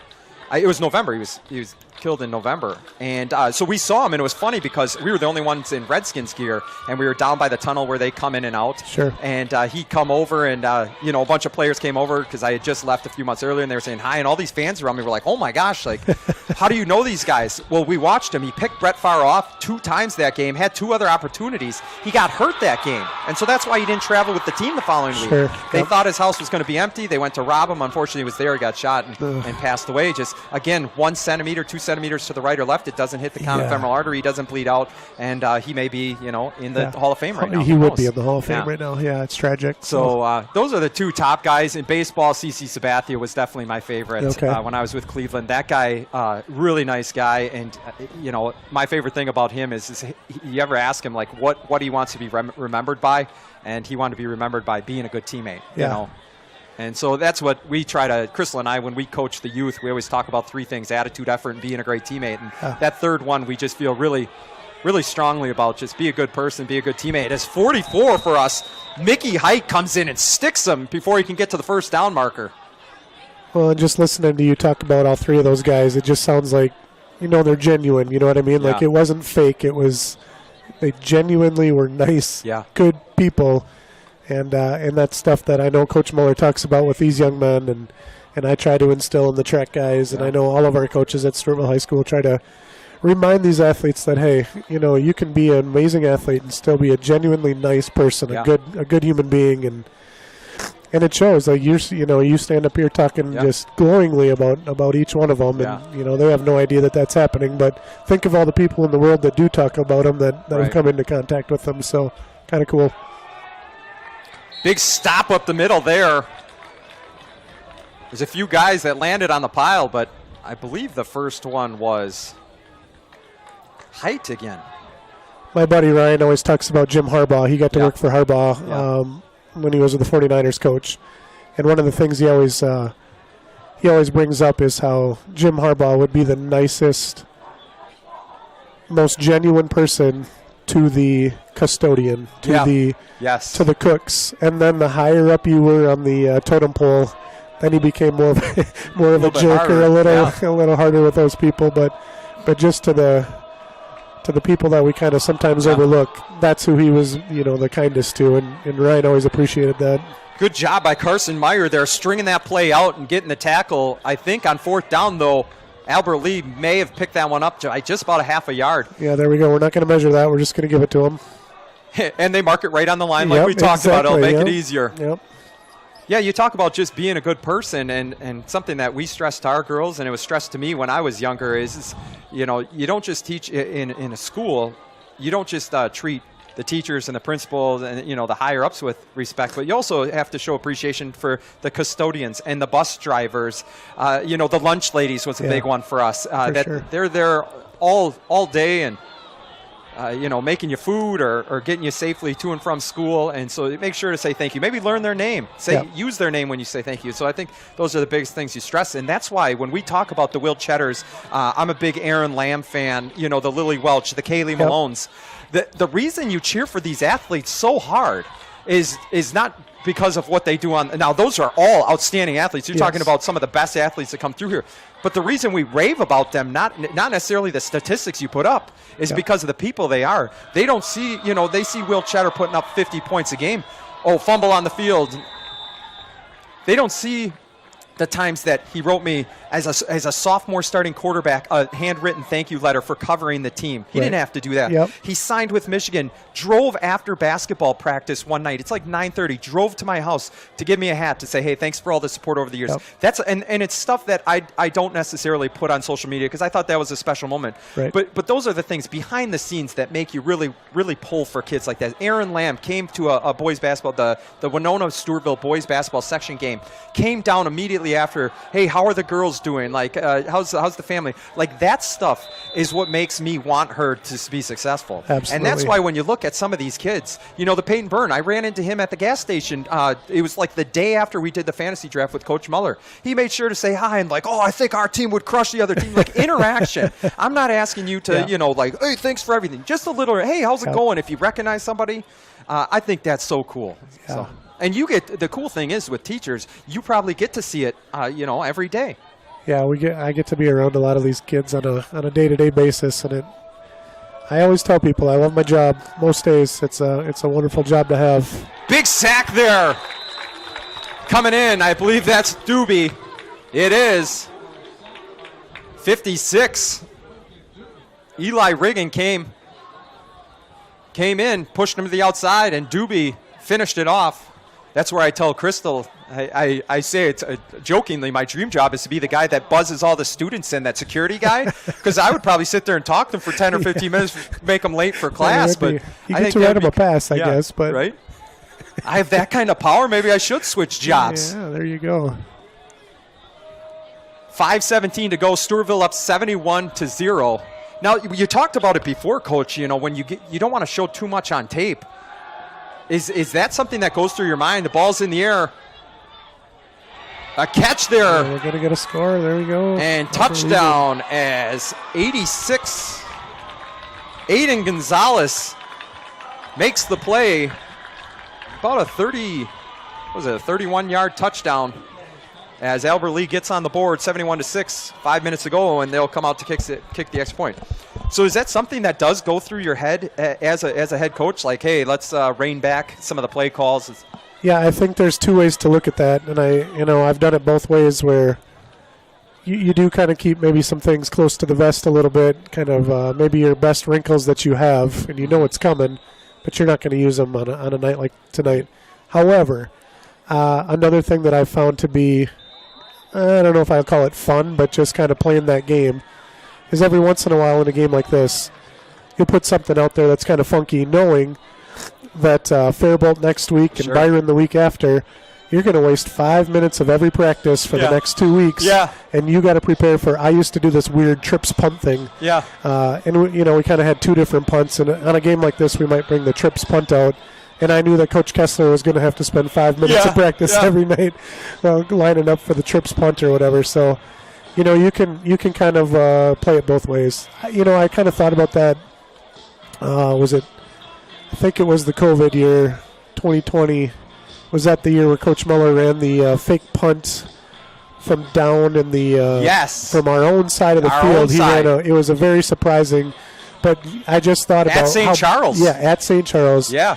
But as I was watching that game, I'm like, that's just brilliant because now every team has to sit there and worry about fake punt from Stewartville at all points of the field. Yeah. So Don't you know just when he's showed gonna you pull it out. had the stones to do it, ran it to perfection, and picked up the first down too. So I do. I call this a film game, but some of it's keep stuff off of film, and then I think there's other things that you just put it out there on purpose to put it out there. Yeah, you bet. Dylan Scanlon is back, as well as number 25, Dylan Hoot. Scanlon, I believe, just got some props. I know Coach Muller said he hit the 22-mile-an-hour club, so he must have some wheels on him. He sure does. He is a future track guy. He is I see you smirking up here. He's already a track guy, but he's a future 4x1 guy is what he is. So hey, how about your high jumper? Yeah, Carter Anderson. Having the meat of his life at the best time. It was one of the best performances that I've seen. In Hoot's going to take this one out. He breaks it to the outside. One guy pushes him out of bounds, but great return by Dylan Hoot. About a 55-yard return. Yeah, talk about having the best performance of your life at the perfect time. Yeah, Carter's a 6'3" athlete with springs. You know, he's got the hops. But to jump a bar that's 3 inches over your head, to me, is just insane. Yeah, it just seems impossible. Holding penalty on Stewartville is going to bring it back, unfortunately. Negates the big Dylan Hoot return. With 4:50 to go, Stewartville up 71-7.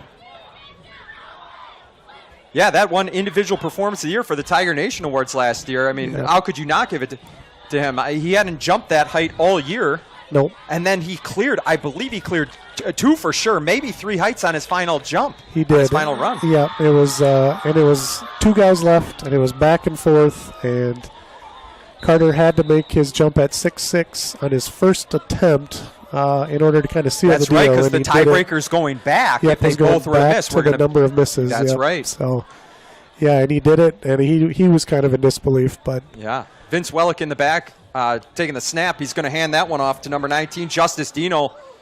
Tries to cut it up on the left side and gains about 5 as Stewartville's going to keep it on the ground. Try to just maintain possession, keep the clock moving. 4:20 to go in this game as you're seeing plenty of substitutions coming in. Ty Brown comes on the field. Dino comes off. Maybe get a few guys carries. Yeah, spread the ball around the rest of this game. Give guys opportunities. And really, it's fun for the guys on the sidelines, too, because they get to see their buddies in the locker room, and they get to see their the guys that they're kind of beating up on sometimes for scout team. Yeah. Find some success in this, so it's always a fun time. They got to take their helmets off. Look at that. Coaches letting them have some fun tonight. Here goes the count from the back, Judge. I don't know if Wellick is paying attention to that or not.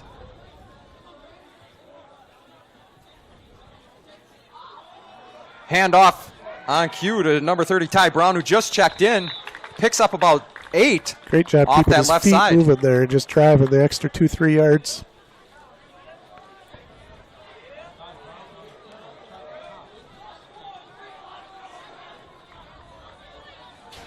They keep running off Colton Zegan and Ridge Hat side. That's 2 plays in a row that have gone off that left side.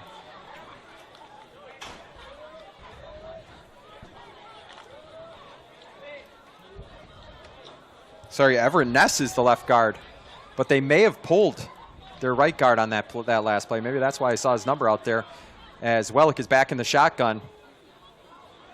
Hands this one off. That's Scanlon, isn't it? 21? Yeah. You saw counter there. First Flag. Offensive lineman kicked the guy out like he was supposed to. Our second offensive lineman saw that he had a guy coming backside and kind of stopped and hooked him a little bit. We're going to get a holding call. Holding call, that was at the 45-yard line. It's from the spot of the foul, so they'll move it back to about the 35. It'll be 1st and 15, 2:37 to go. Still be first down. He executed his assignment well. The fundamentals were a little bit sloppy there for our left tackle. So they're going to wind this clock, 2:37 to go, as Stewartville is up 64. Wellick's going to take the snap. I believe Scanlon's still behind him. We got tight trips to the right, single receiver to the left. No, that's 31. Malik Abdi. Yep, there's Malik. Some flashy shoes. They're like gold on the bottom. Getting everybody a touch here. Malik's going to be a real good player here in the next couple years. Good basketball player, too, I believe. He's a freshman. Playing up on the JV. Malik's got $1 million smile. Makes everybody around him happier. It's good. That's good. Good trait to have. Now Dino is in the backfield, just behind and to the right of Wellick. It's going to hand this one off to the left side. Good job of just getting north and south. Yeah, put his foot on the ground, just picked up 8. Kind of that one-cut mentality. Yeah, very nice. You know, we look at this Stewartville team and, not a lot of weaknesses. Tonight's probably not the best judge. We got out of there in a hurry, got up. But, I think our offensive line is fantastic. We have 3 guys, you talk about Nelson, you talk about Sickink, and you talk about Miller. A lot of guys, a lot of weapons. Helder's been fantastic. I think the one spot where I'd really like to see somebody step up this year is at wide receiver. We got plenty of guys. You got Schreiber, you got Malone, you got Cheddar. But that may be a spot where I really want to see somebody step up and deliver for us. And I think it's going to happen. You know, as we spread the ball around, they're going to find their openings. Yeah, we'll find ways to scheme and just get guys open, and then it's going to be a matter of who's stepping up and making those plays. But you think about how much Larson did last year as kind of that go-to wide receiver. When you needed 12 yards, he'd run that perfect comeback route and have his just, toe tap the sidelines, which he was just a master of, and haul that ball in. So we'll see who that is this year that does it. Yeah, Larson and Waitman last year. Incredible. As Stewartville's starting to celebrate with 19 seconds to go. Wellick's going to kneel that one down, and that's going to be the game. 71-7 is the score. As you see Stewartville and Albert Lee lining up, we want to send best wishes to the Albert Lee player that went down with the injury. We hope everything's okay. We wish the Tigers best of luck the rest of the season as they, hopefully get healthy, get their team back, and build on some positive things that you might have saw tonight. In terms of Stewartville, we go on the road next week to take on Faribault. I know Faribault beat this Albert Lee team in week 1. They were playing Byron tonight. Last time we saw Byron was ahead. We don't have an update on that score. So we will be going on the road to face the Falcons. One thing I saw watching their game against Albert Lee, Coach, was how big their line is. Yeah, we remember last year we did that game, and they were massive. And I talked to the Faribault offensive line coach. He's the throws coach for Faribault as well. So talking to him, he knew he was going to have a huge line again. They did lose a bunch of skill players, including their quarterback. Yep.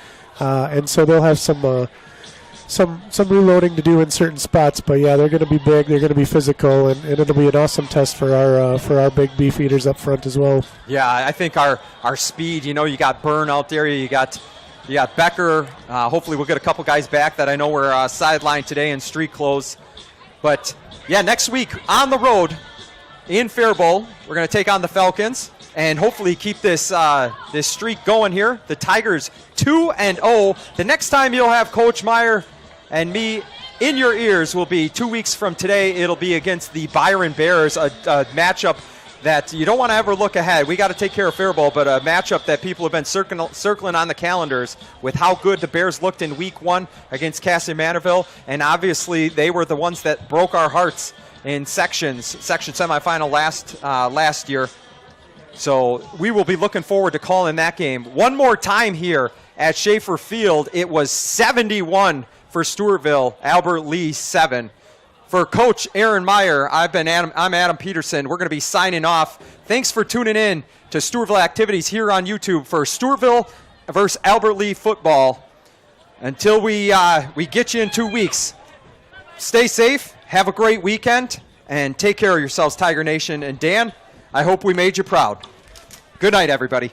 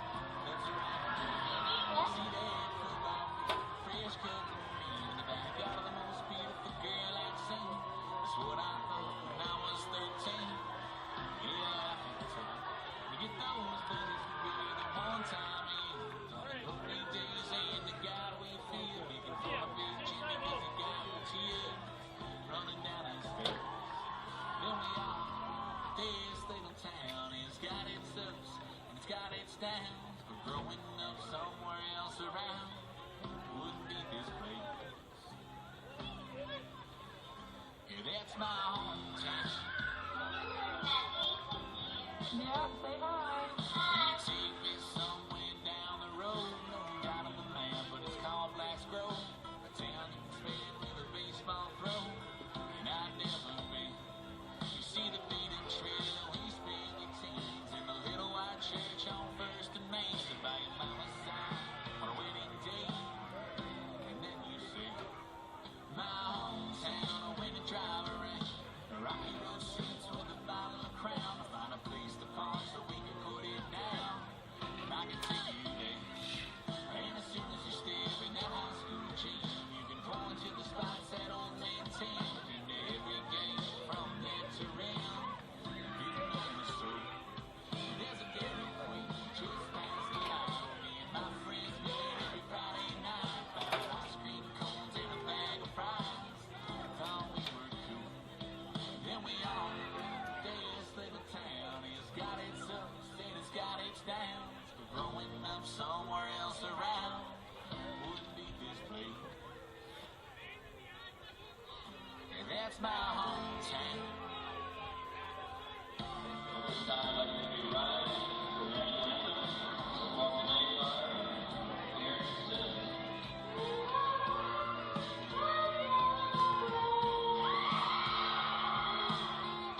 Throw it this way. Smile. Okay, smile. Hey! I want to let you know that this is the first time we've ever played guitar in front of actual people. See them!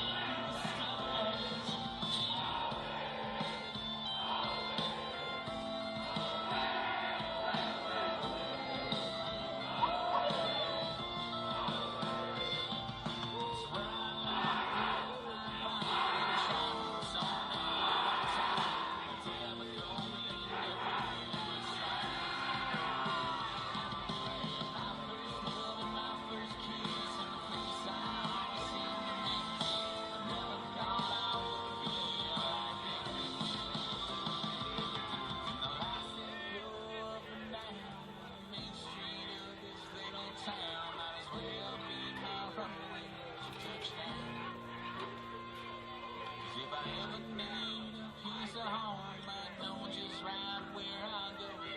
Playing a train or even county road.